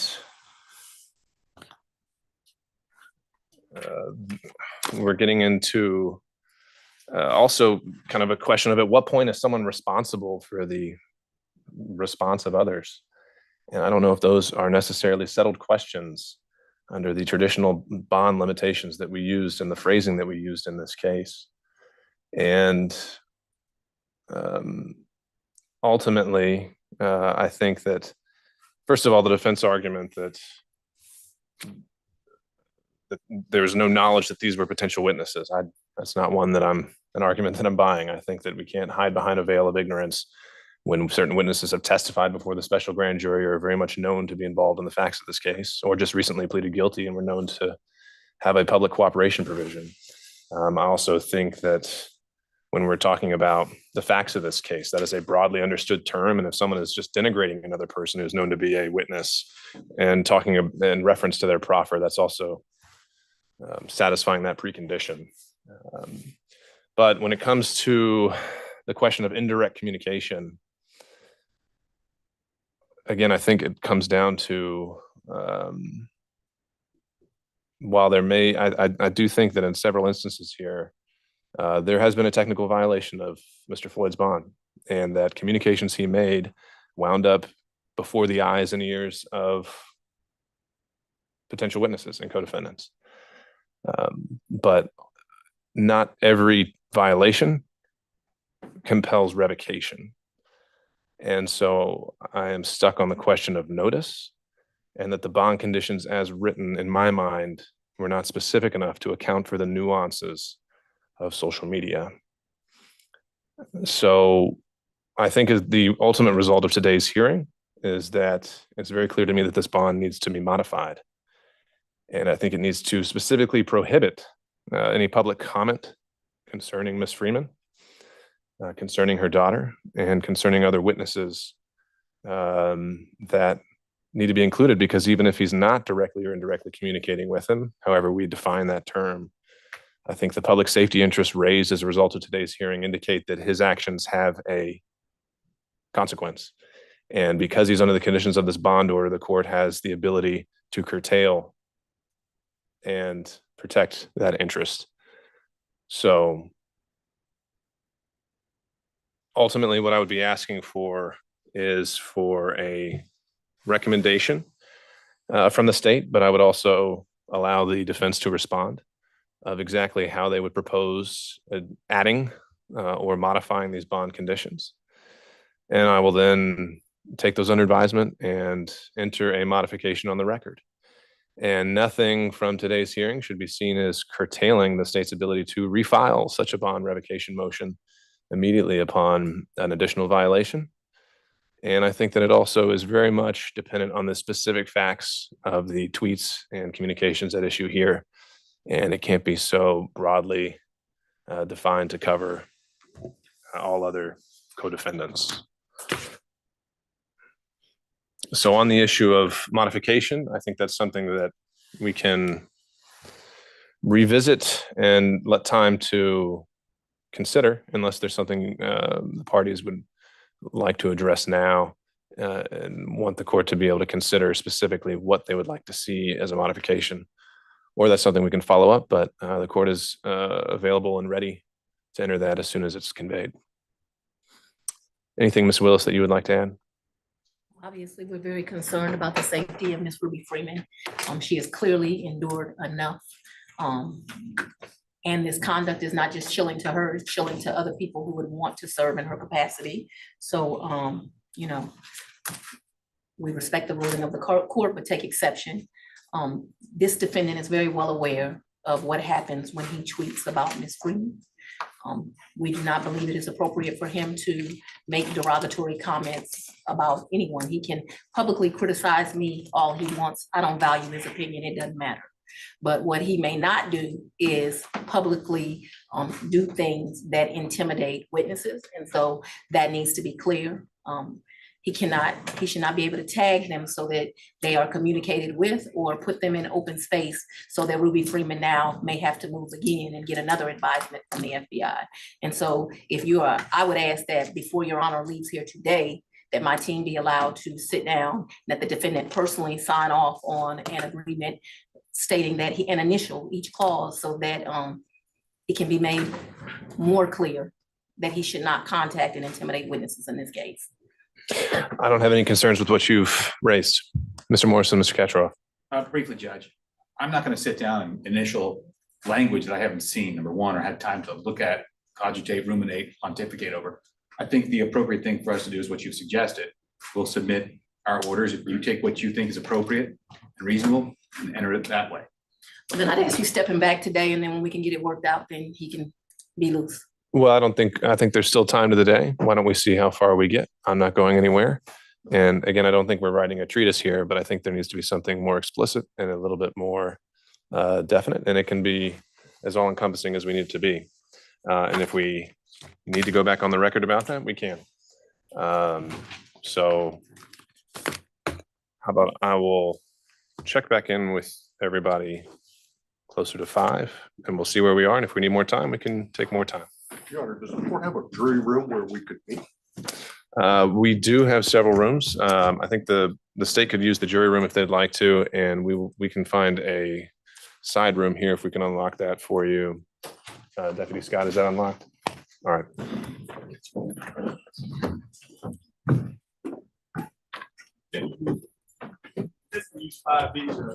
All right. So the adjoining courtroom is also open.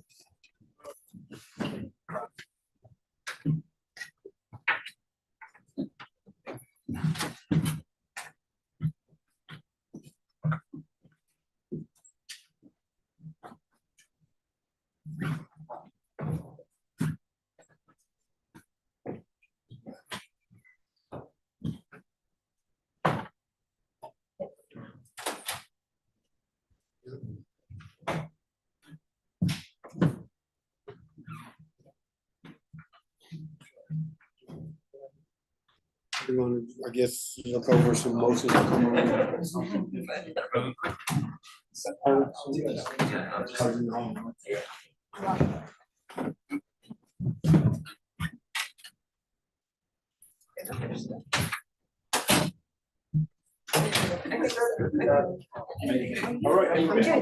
Good.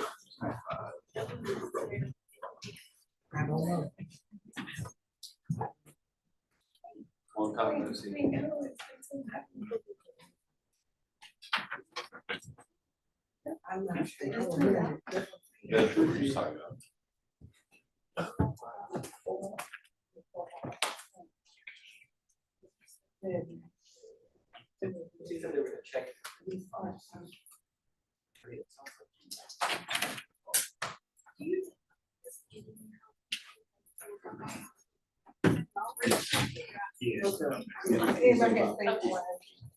So you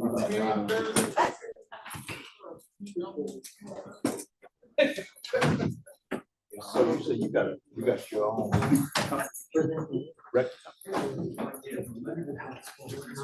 Oh my God, there's one more. That's not happening. No, I will be gone. I think we did it on Well, what's?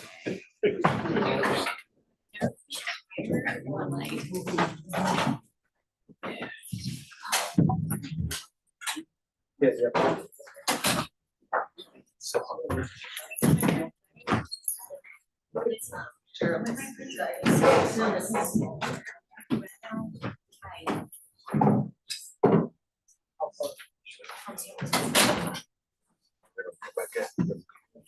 See where they're at.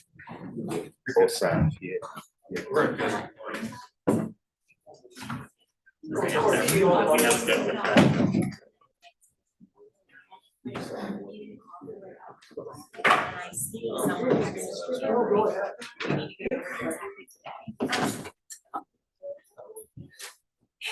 So then I was up until. So.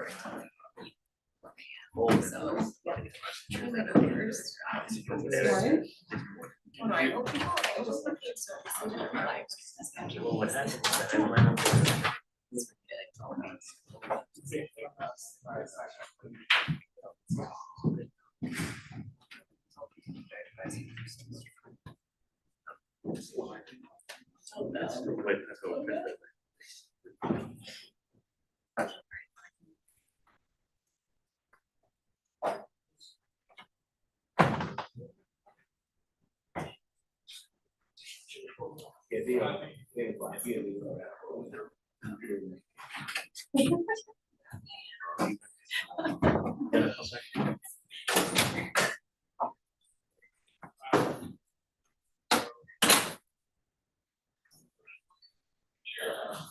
Okay, I like, so embarrassed now.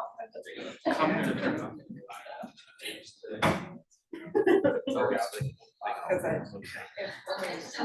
everyone heard my story about I was gonna come up here on stage. And they I was going back and forth. Diary. I was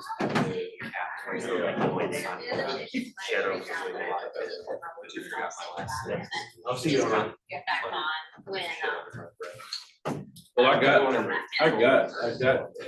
80% left, so I mean, if I need to change, I'm good. Okay, if not, just, you can, I mean, it's 4:30, so it'll be half an hour. How's everything look? It's good, it looks good. Okay. And we are commenting on his green suit. Alex.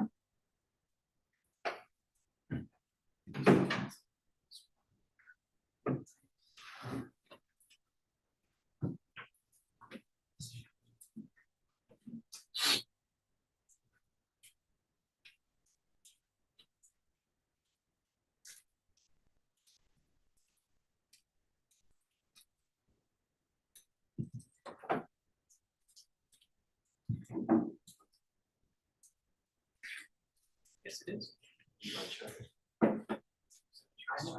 Thanks, nice. I appreciate it.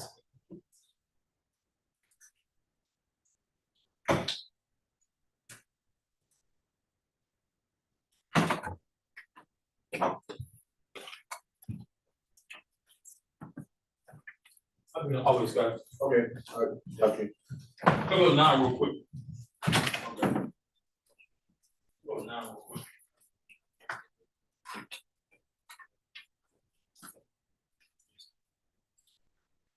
It's so funny because I I was like, oh, it's gonna be 30 minutes. Hey, did you see him? Yeah. What do you say? Okay.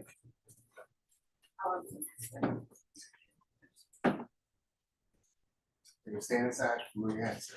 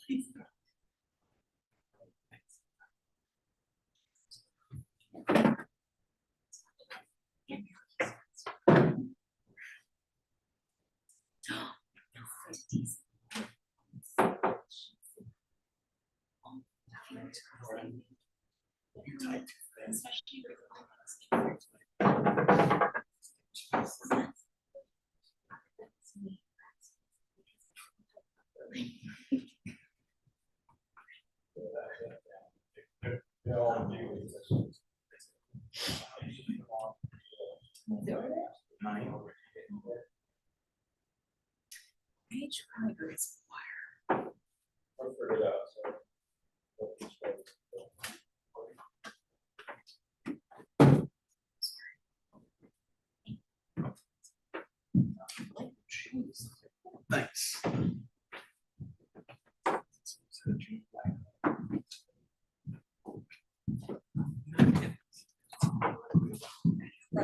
Yeah, thank you. Hey, Joe, you going? Yeah, I'm out, brother. Make sure you I'll call. you tomorrow.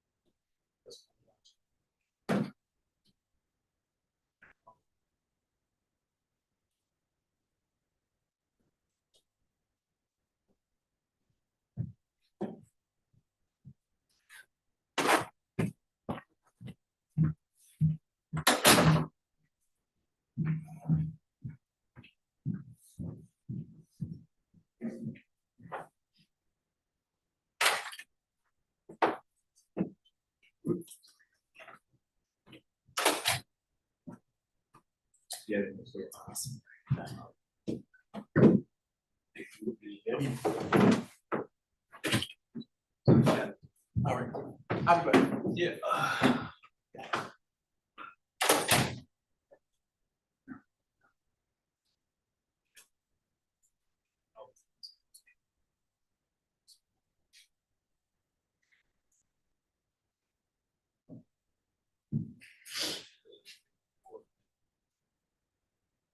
I didn't want to buy too much.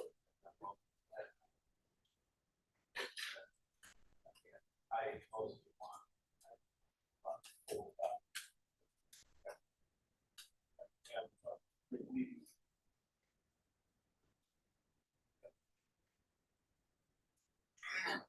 So I trust.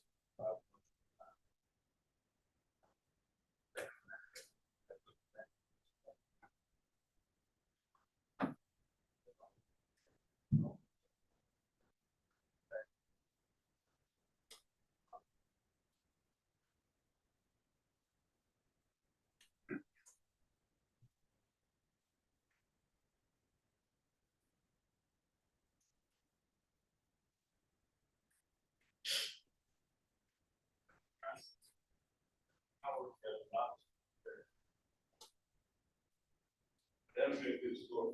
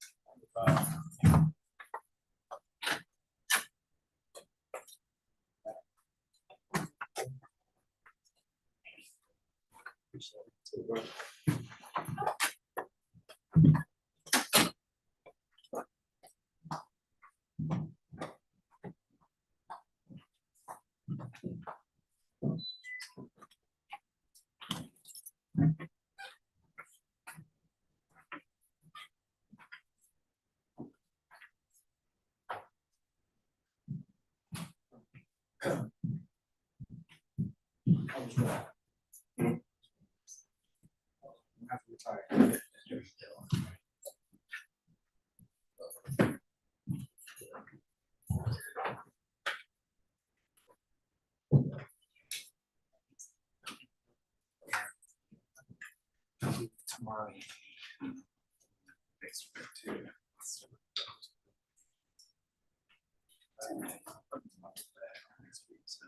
Yeah.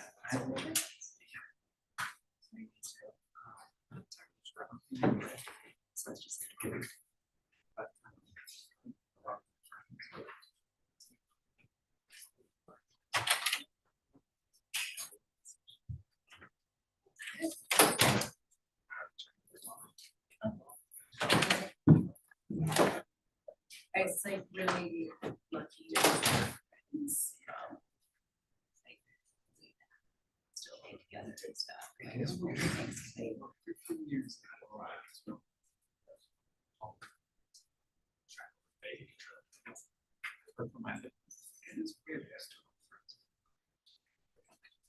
Too, but like it's like, you know, small town. I think it's just like really seeing the view, like not from a small town, but like a small town. Yeah, definitely. It's Like like a mid, suburb of a small yeah, town. yeah. It's gonna be like.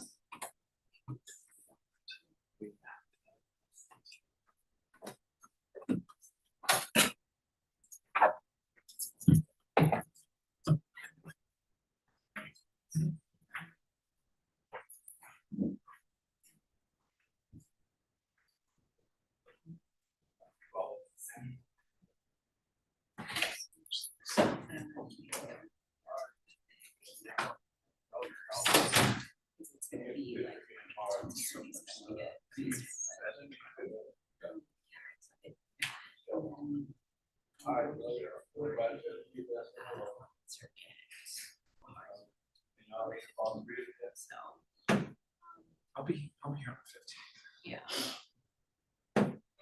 Last time was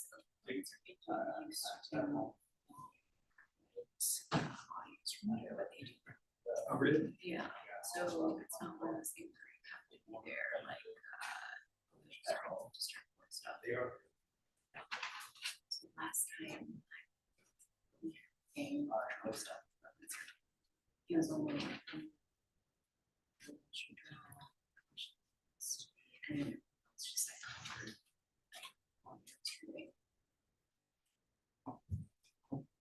Would be my preference.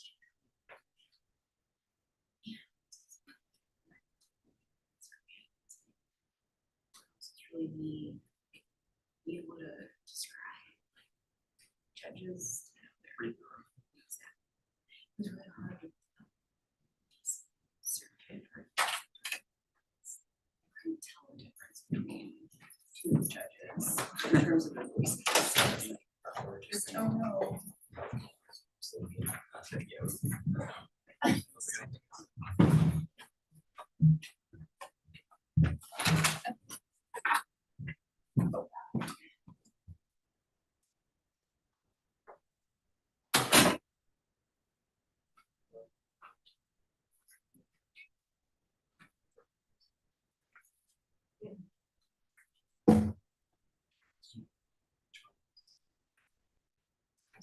So funny. My mom will love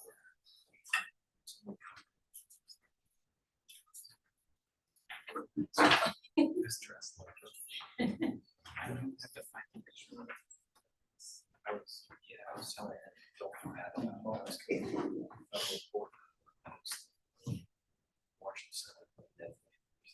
Stop. It's like, he's like, oh, look at that guy. Usually cartoons. Yes, exactly. I like those shoes, man. That's really. These cool. I had a pair of those and I couldn't find those Adidas, right? No, these are, I think the Air Max. Oh, yeah, Air Max. Yeah. Nike. Adidas had a pair similar that I wore maybe about 4 years ago. And I tried, for some reason, all of Nike, it was a Nike, right? All of the Nike shoes were now. They got a pair out now that costs about $160 or $170. love the way they look too tight.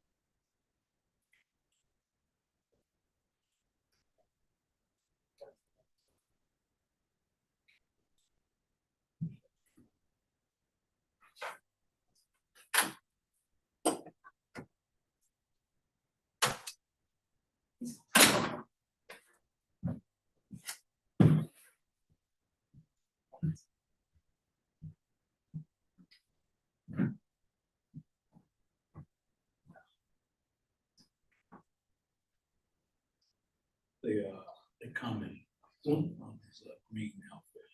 Everybody, yeah, lucky charm today. Yeah.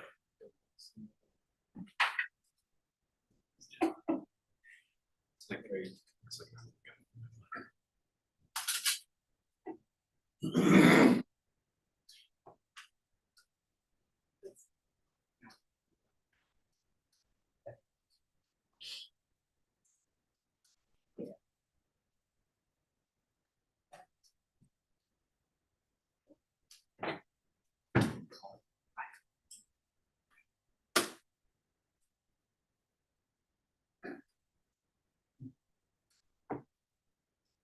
Well, I'm on vacation after this.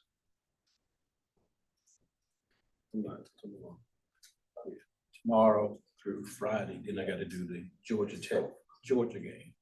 We're gonna do like a show before the game, like a 30 minutes to an hour show, probably an hour show before the game starts. Because it's on our network. What was her first day? So,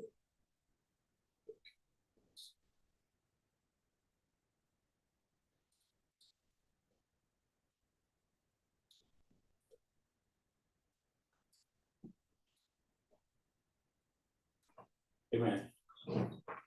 Hey, can you run me the battery?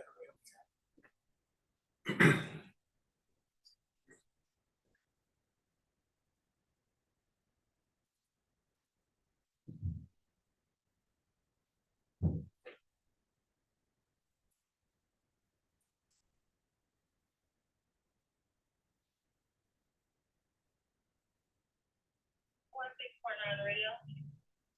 What's the partner?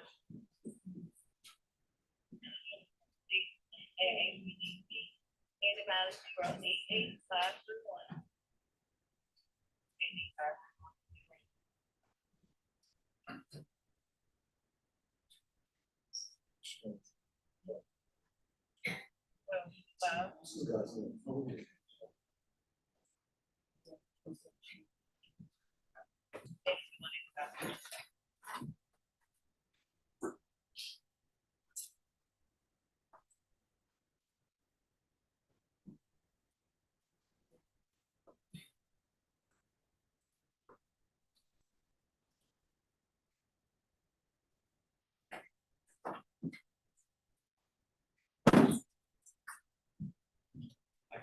What is Sterling's first name? You know Sterling? Sterling, the government official.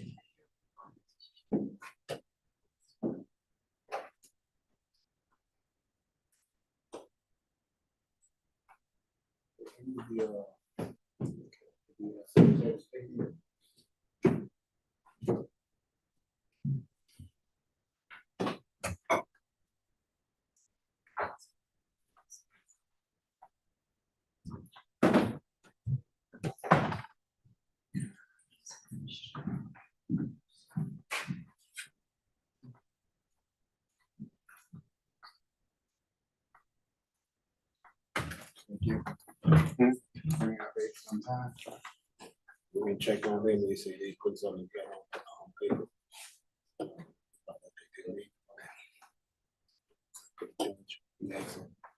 I don't know. Trying to think I came at to it.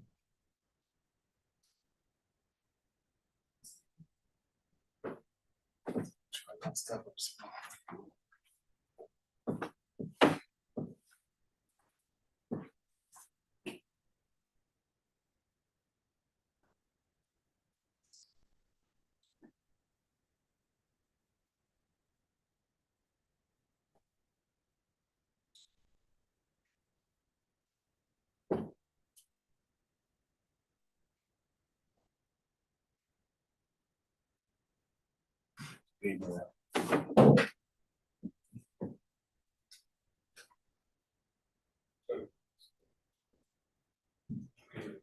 Gabriel, Street, thank you. That green came in handy today. Lucky charm.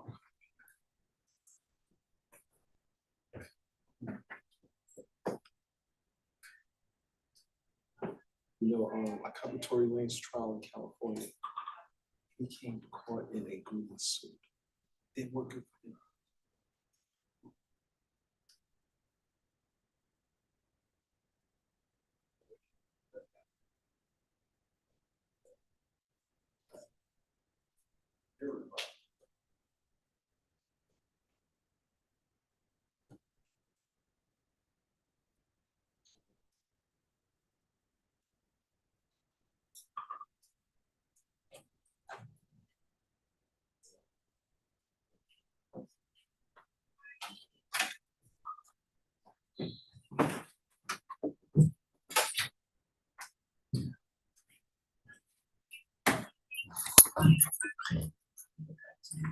The DA in the back?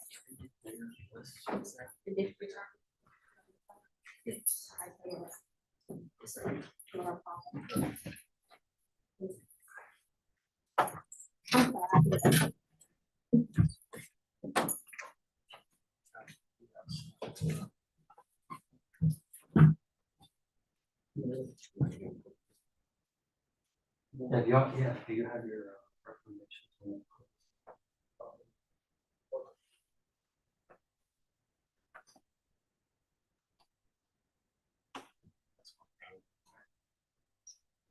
Appreciate it, man. I ended up walking out, everybody's gone.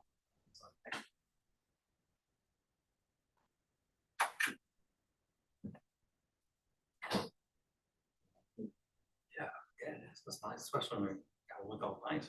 You guys are. Good. You'll have a list about what term. We're still making out with you. I don't. You were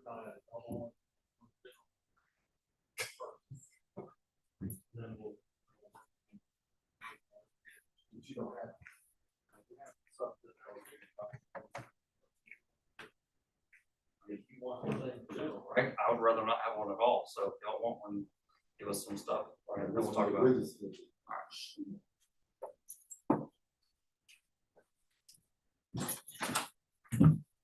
Get back over that way. I guess so.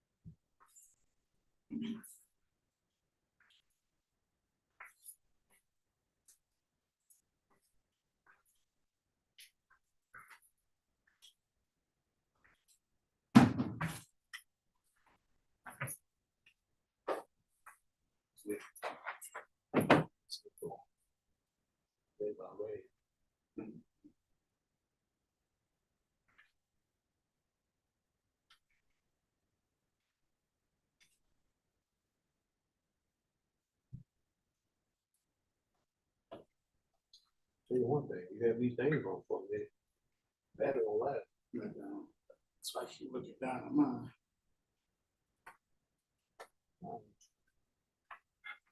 9% of 44. 13. Where you at? 13.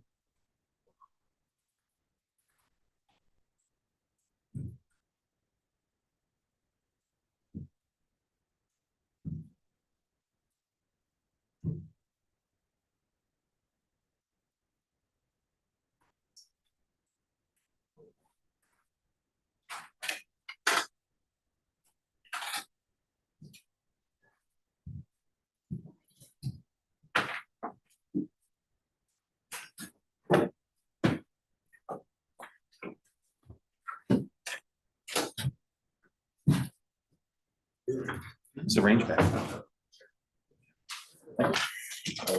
That's it, perfect.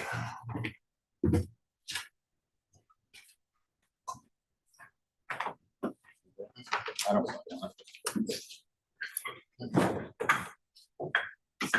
Oh, is it? I'm sure you'll succeed enough. It's getting there. I didn't let him surrender. Chris.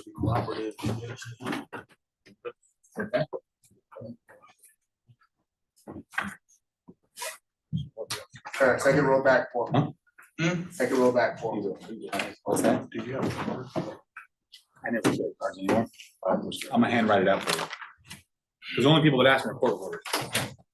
It costs money to get them cards. I haven't used one in 10 years. See? Huh? Pretty soon people say, you I have a don't know why QR it's not code? ready. That's a good idea. I should put a QR code on a business card. That work for people. Yeah, well, who does it nowadays? Or mine?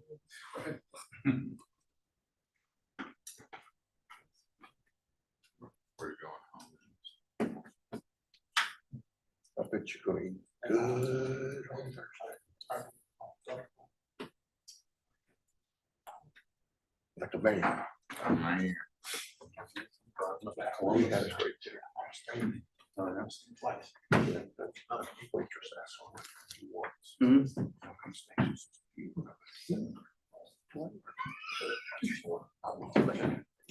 That's right, he said.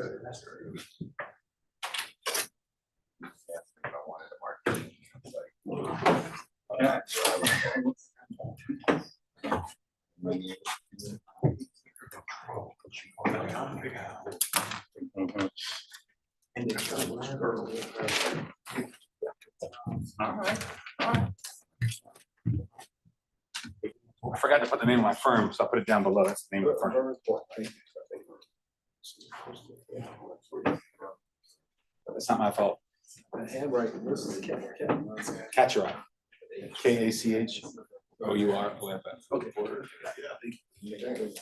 Okay. Are you the court reporter?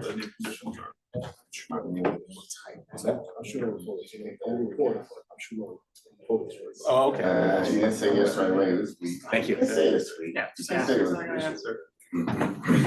His job isn't to form an opinion, his job is to work with facts. Can you thin me out a little bit on the photos? Can you thin me out a little bit? I did that already. Okay.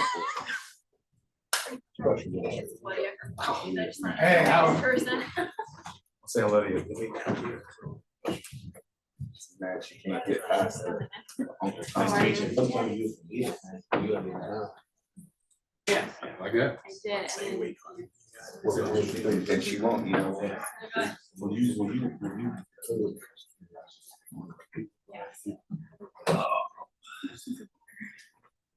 and that's currently going. I mean, look, she came here and argued this herself. That says something.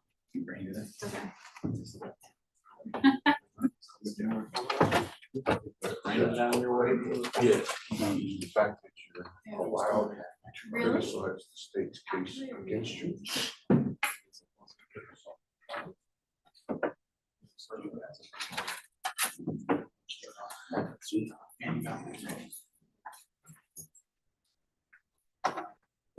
They just sent me a text and it's like. Really? Because it's red. Telling you what I said. Okay. I'm an adult. Let's go back to green. That kid gets to go to green. There it is. You would have thought, yeah, this is my good guy. Is it supposed to be green? Yeah, it is now. Tara's talking shit. It was on red. Yeah, it was on, it's red is on, green is on. It was off. It was on red. Yeah, it's been red. Behind this. Oh, it's that one. I'm just call you, it's okay, you just go back there, you tell them I said what I said. No. So, but red is off. Yeah, red is on. Okay, thank you. When it come back.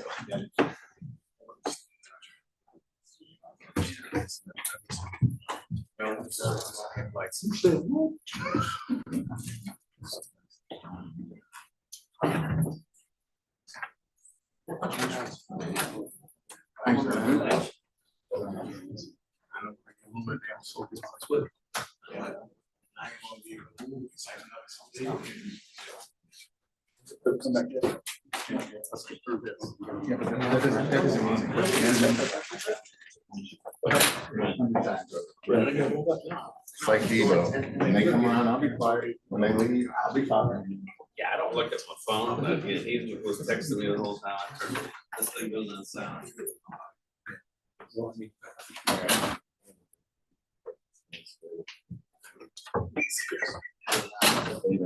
I knew it was coming. I just say it.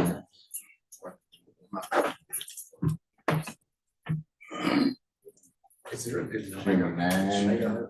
As soon as I get back to my phone, you know what I want. There we go. Oh, no, it just went green again.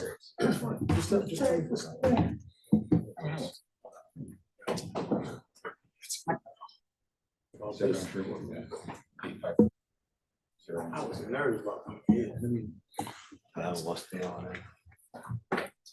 This is all that you got. Oh, thank you.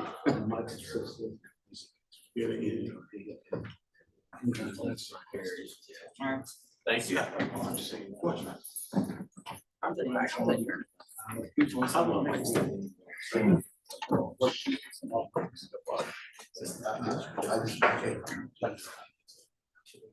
I'm about to say, if any obligation is for Wonder if that was all. No, it's off. and you know why, right? That. This side, this side. When you. It's a corporate action. So.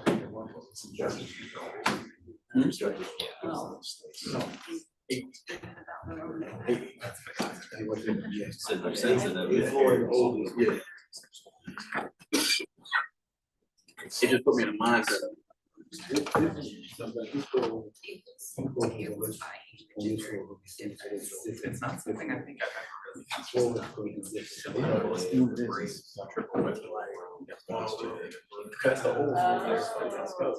So does that count as the?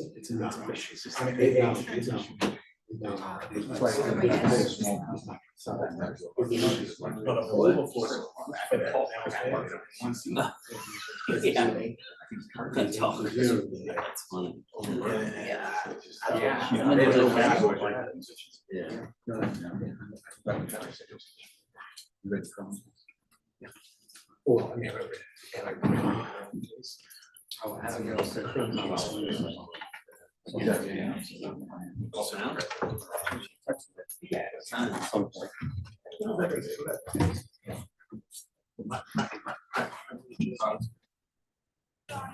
Yeah, it's Dave. Well, I mean, this is. This one, you went to law school. Hey, you can stop doing it.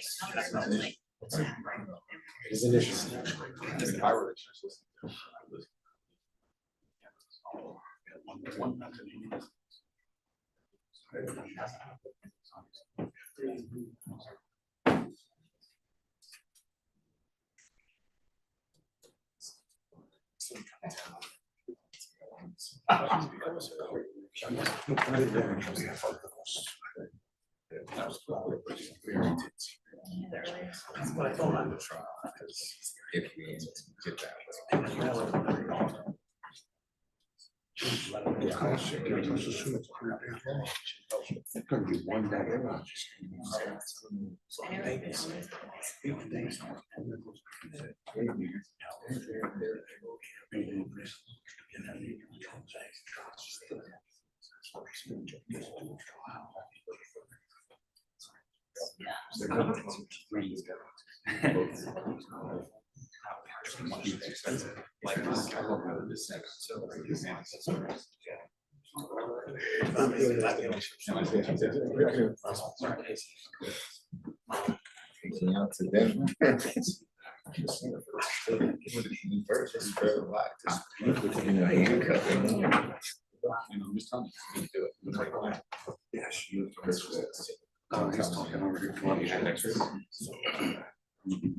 Fanny keeps trying to put me in here. The generator.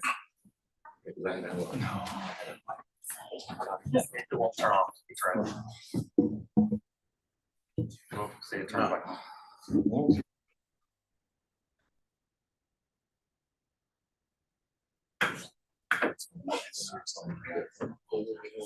Last time.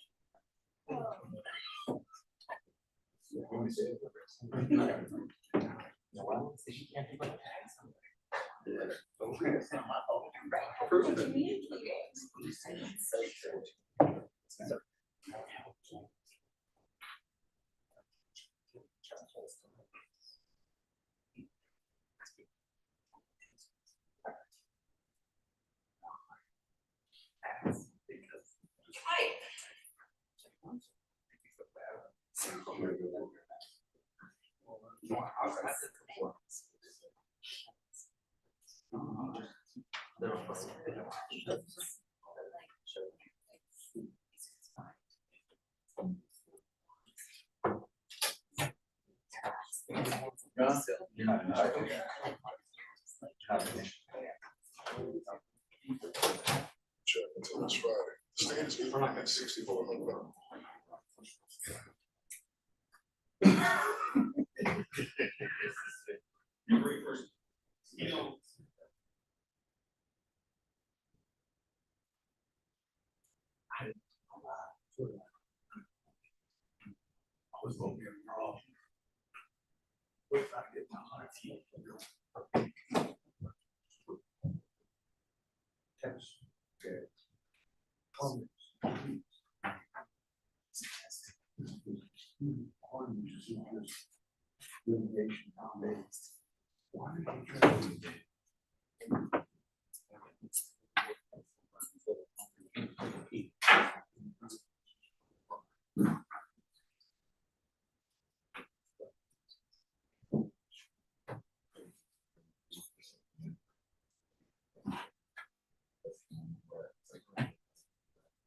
Somebody said.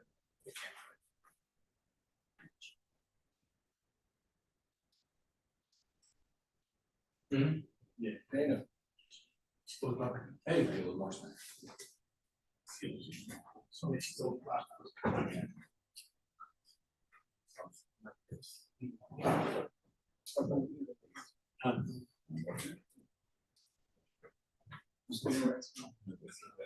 Not as you, Rex.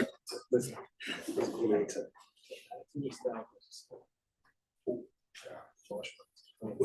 Oh, Carson. I know, you was only, I'm like, I remember you saying that you were gonna cover it, but I thought you was covering the actual truck. So that's what you listen. There's one thing I can say. It's not even. They all money shots. One thing I say, I never dismiss what you do. I think right now, I'm gonna go live and talk about it. Okay, yeah.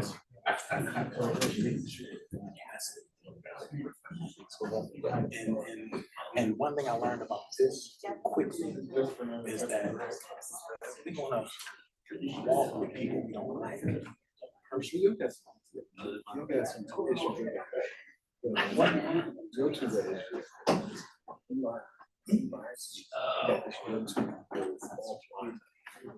Made 1 million views. Oh, I got you. Listen, I got you, I was you. Get your feet by coming past the bar. Yeah, okay. Too much. I was trying to get in trouble anyway. Oh, you were. All right. I was waiting for you to chime in.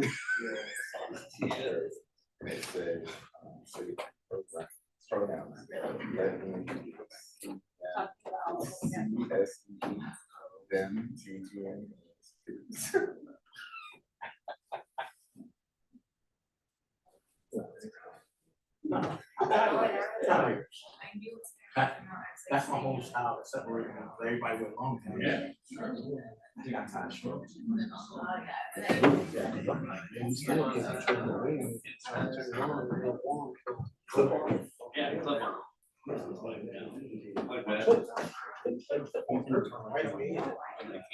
So we trying to.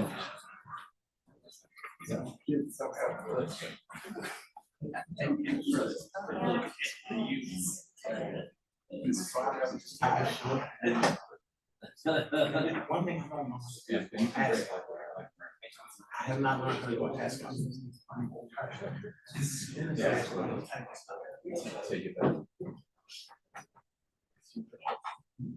Then Go to the same church.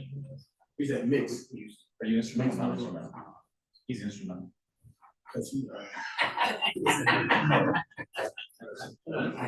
I know what part of I was raised in the church. I was excommunicated. That's it. So I don't want to. Because it's not the New Testament. So this one's in Michelle. So that's always sound X bar. Yeah, it's not a Mr. Calls. It's unbelievable. When it's bad, it's unbelievable. Especially if I'm leaving. Oh, yes, great. I'll be happy to live. Oh, yeah, good. Yeah.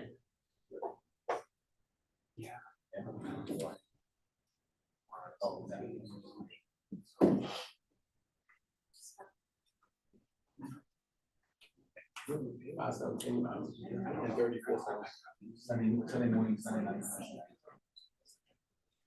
And then it was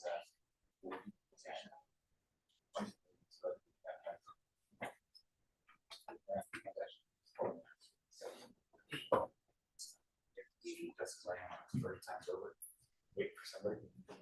So I go like this. First number 6, I go up the aisle.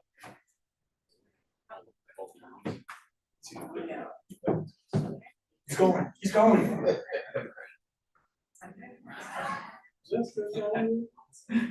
Just says I was allowed to. Go home.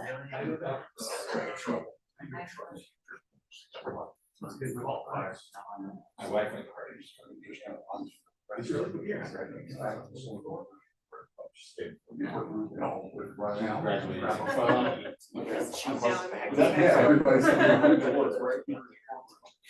Quite a difference.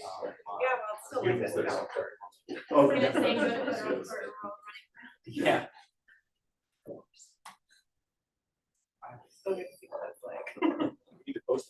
Hey, you guys know if you want to talk outside the cameras, we'll have cameras on.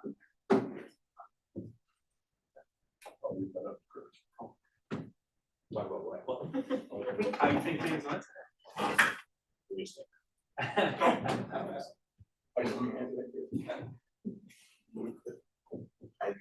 How do you think things later? Oh, was that directed at me? Oh, I'm not answering. He's on the road. Yeah, right.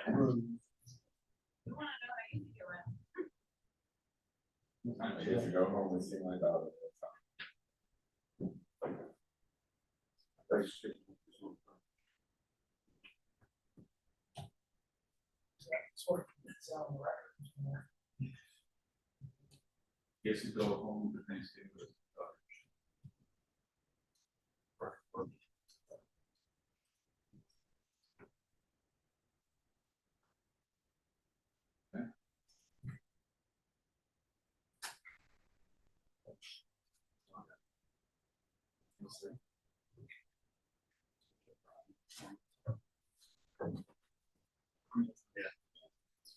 Beautiful over there. It's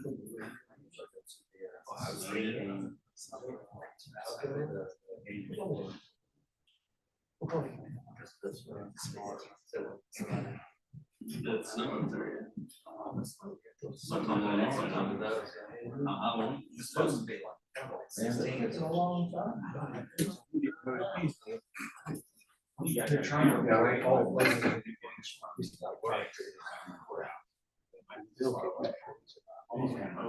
They were just waiting on us.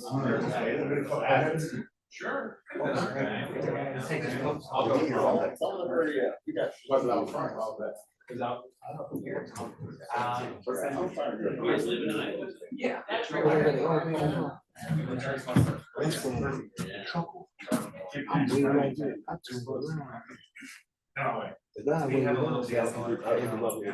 think they're different, like up ahead of the door. I hope they're not, I need like very much for their way.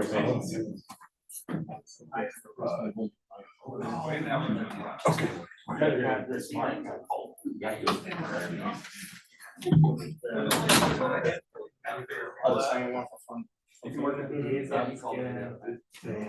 Sallyport entrance. Drive-in. Yeah, she likes the game. I don't like the gates. Sallyport means. They drop the gates. That's true. It's not there. They're not trying to anger him.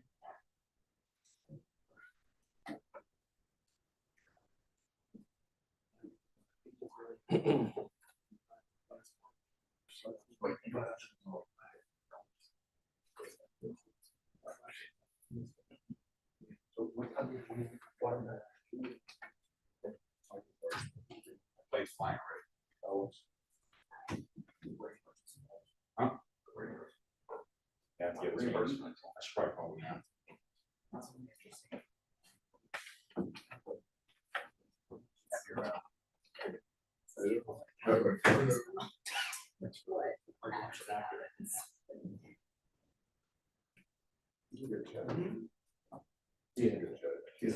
He's been.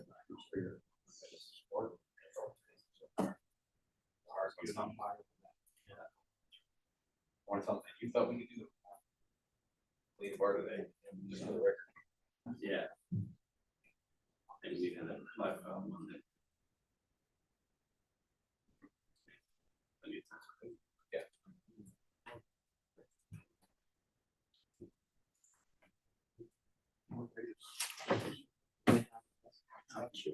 It was cold.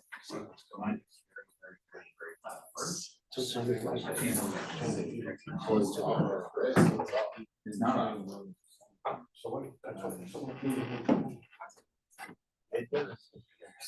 How much can I make? How much more time you put this?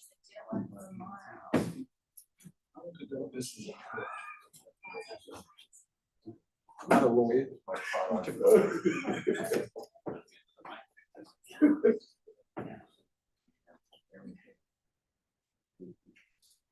Green's not. Green is.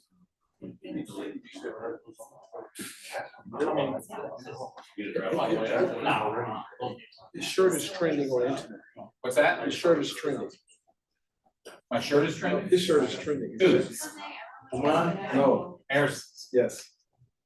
My jacket is trending? The jacket is trending. Like Oh, my jacket is trending? I let him borrow it. On Twitter, right? What's it trending as? Ex-formerly known as Twitter. Lucky Charm. Lucky Charm? That's nice, that's dope. Yeah, that's better. I got some more, don't worry. Yeah, we can't say anything, this thing's on. Yeah. Yeah, it's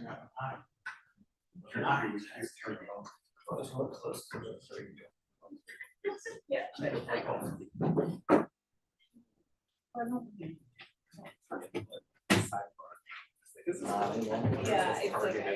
That's gonna set off an alarm. 1,000 votes,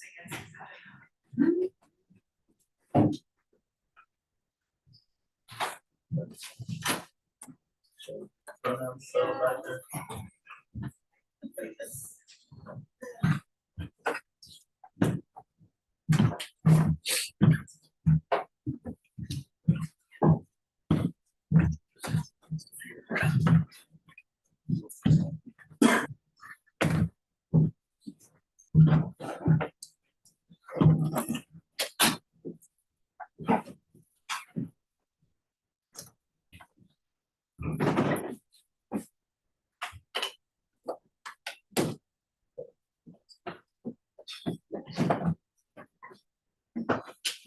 Work.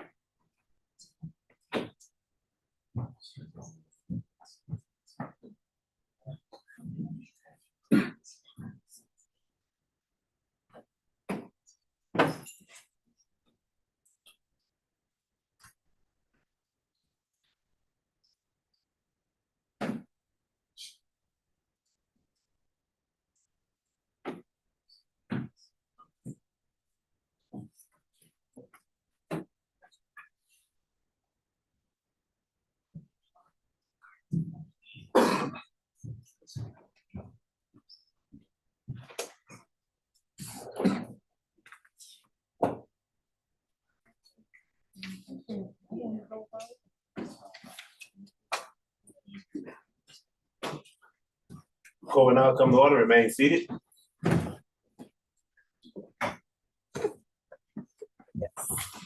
Okay.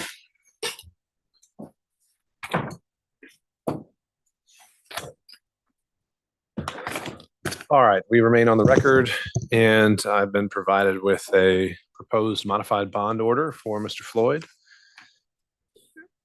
by the state. And was there anything for me to review from the defense? Yes, Your Honor, I did see their work. We have one, a few bullet points that we felt. Okay, can we get an extra, do we have an extra copy? Can we print off another? Are we able to see those recommendations? Sure. No, well, yeah, I haven't seen those. And if we could give the. And I think there's a good bit for the defense to consider and digest here. But I don't have a copy. Well, the state's looking at the defenses right now. Okay.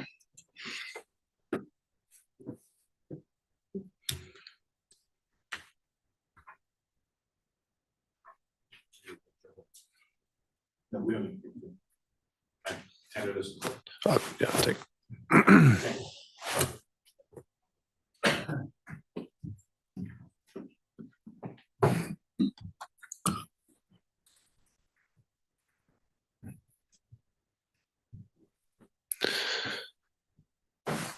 Did the defense get a copy of the state's proposal?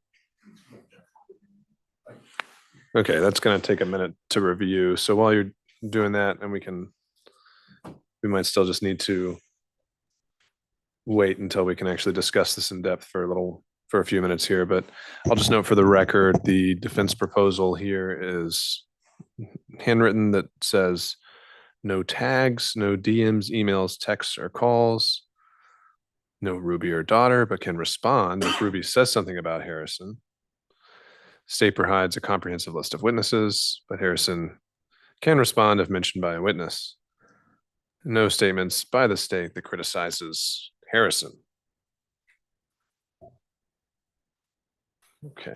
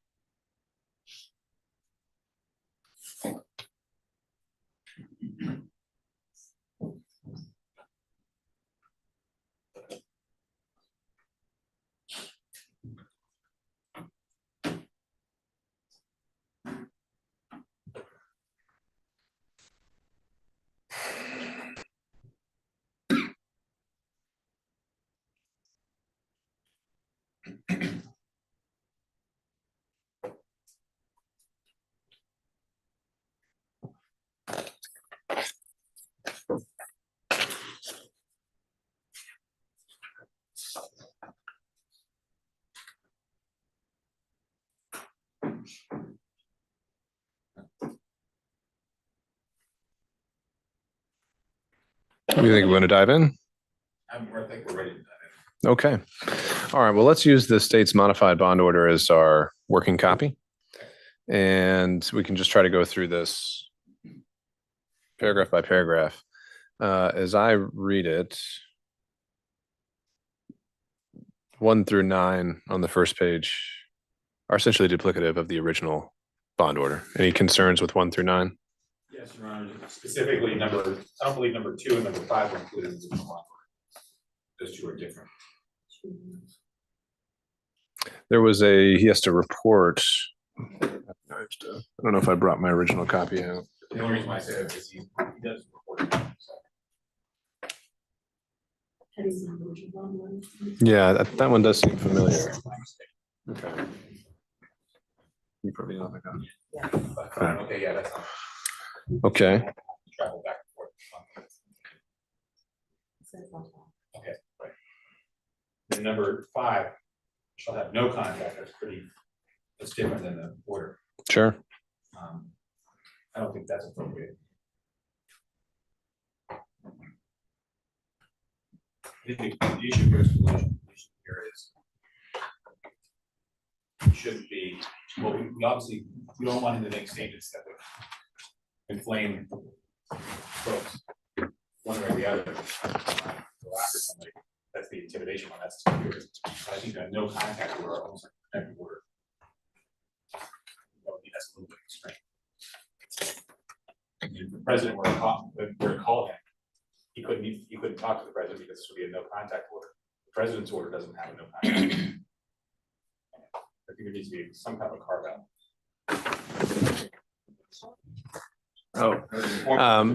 Hold on a second. Just remember, y'all, we're on the record, and so we need to make sure that we're speaking into the microphone because our court reporter is remote. Okay, so just to note, so originally we had as shall not communicate in any way with any person known to be a witness or a co-defendant except through counsel. So now that has essentially kind of been consolidated to make it very, very clear that it's just no contact with any co-defendant witness or anyone specifically named. And we believe this is in defendant Trump's motion, if you want to pull it as part of your record, that. Mr. Floyd, it's not your turn. So it's in the co-defendant's bond order. It is in the co-defendant's bond order. All right, so Mr. Kacharov, is there a specific witness, co-defendant, or person named in the indictment that you think there should be a carve out for? First of all, for those that are respecting counts 30 to 31 for sure, that would be Stephen Lee. That would be Trevion Foodie. Unindicted co-conspirator number 23, who we believe to be Harrison Douglas. All right, but just so I'm clear beforehand. Remember, it was no direct or indirect communication about the facts of this case. This is absolutely no contact period. Sure. So that's the difference. And so you're saying that the difference here and what's needed is that Mr. Floyd should just be able to casually keep in touch and stay up to date just on a social level with these 3 individuals? No, I mean, if it's not about the facts of the case, I mean, were they personal friends before this indictment? No, I don't understand the difference now. No contact versus communicate. What does that mean? I think it's just making it very explicit. No contact. Can't shake his hand. No, that's no contact. Well, that wasn't in there before. That wasn't any part of the allegations of the state. I mean, I would object to that going in. I think that's just a bit onerous for the occasion. Well, onerous in that, how does it change what he's already been doing the last, what are we now, 4 months? I understand your point, but what I'm saying is it's communication contact. Because if it is, we're being duplicative in the court order. You know, I could say there's, sure, I could see that there's some overlap with 5 and. If there's a specific concern, like you don't want him to be contacting Ruby, fine. Don't contact Shay, fine. I don't have a problem with that. We're not interested in contacting those two folks. Your Honor, may I speak? It is typical in bond orders that co-defendants are not allowed to contact each other, and they are clearly co-defendants in the case. And so this is not an unusual request. All right. Just wasn't there before. So. Sure, noted, but it is a very standard condition. And I would say, safe to say, almost every single case.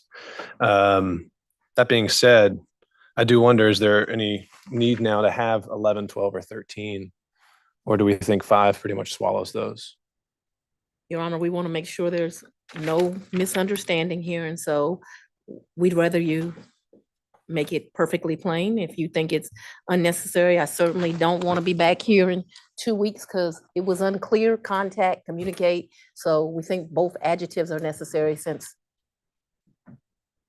All right, Mr. Cottrell. What this does is effectively muzzle him from saying anything. Nothing about the case whatsoever. And I think that's not appropriate. I think to understand what the issues are. He can't this now, he can't even say anything on social media. Well, where do you see that? So now I guess we're getting more into the more substantive new additions from the state. Like number 10. Number 10, we have I'm adding the contact provision now as well.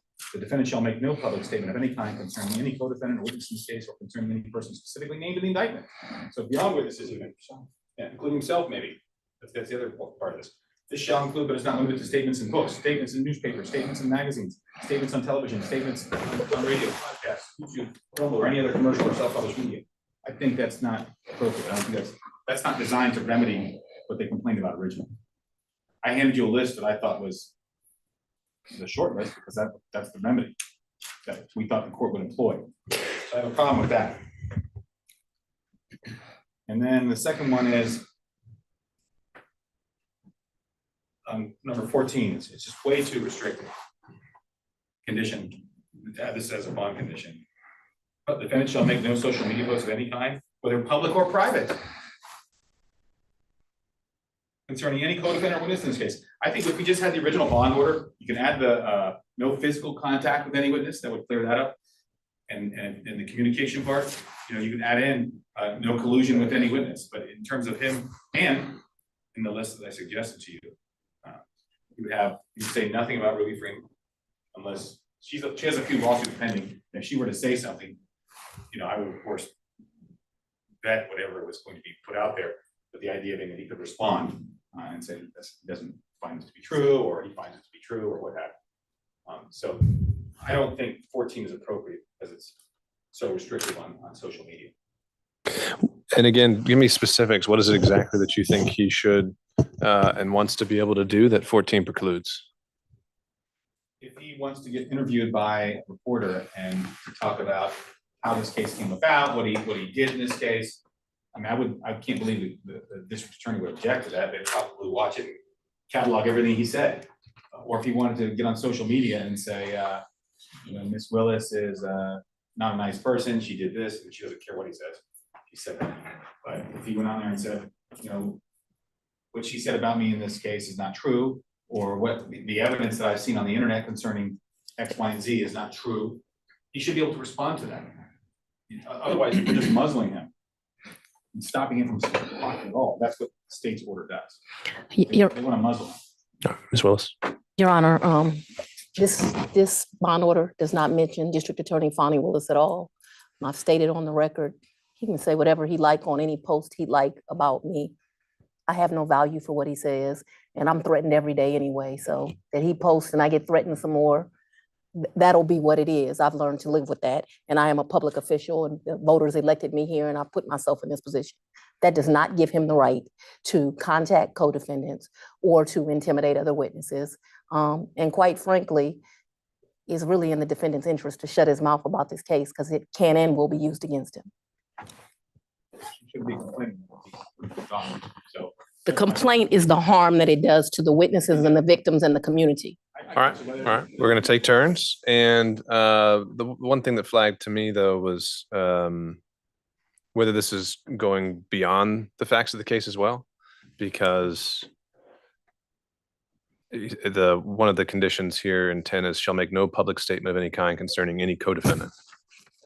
And so essentially, does that mean the expectation is Mr. Floyd, who apparently wants to be a very active voice publicly, does that put him on the sidelines if he wants to participate in dialogue about the 2024 election? Is that intended?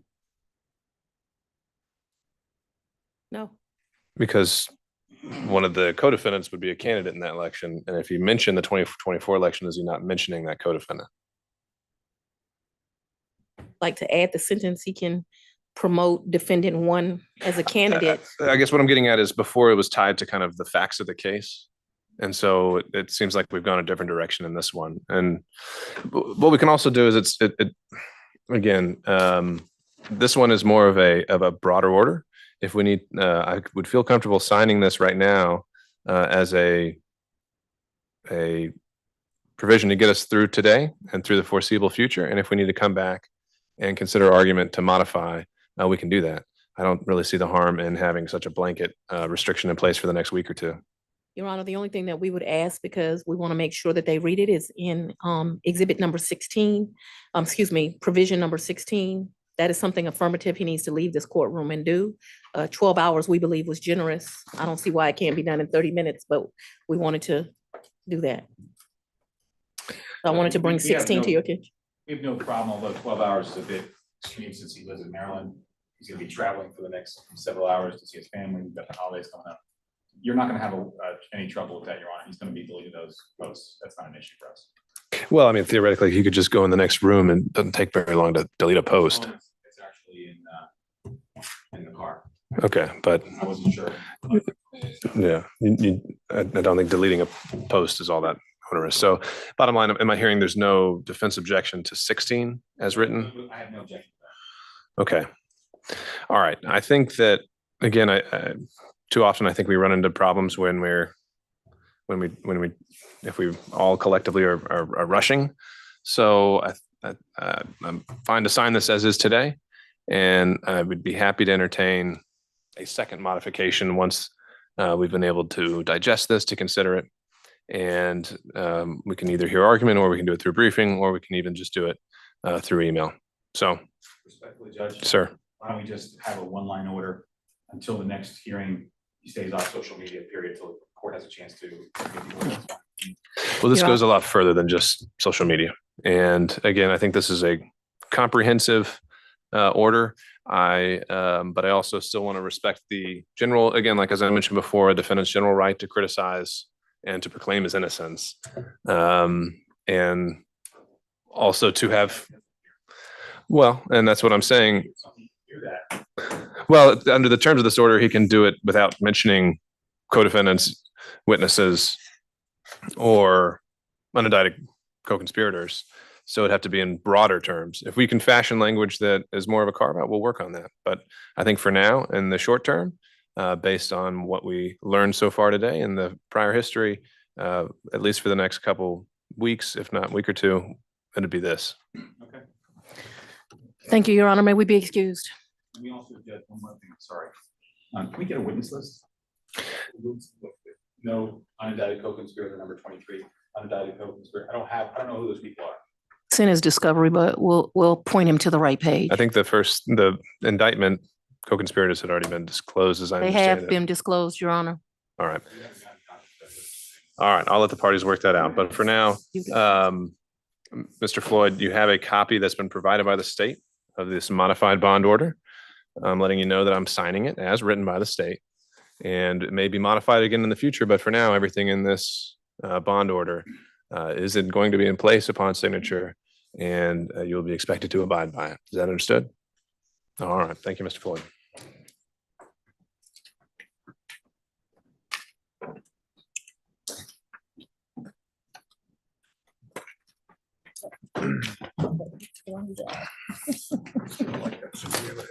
Hey, John Morrison. Thank you very much. Nice to meet you. Yes, sir. Would you give me that quick picture? Yeah.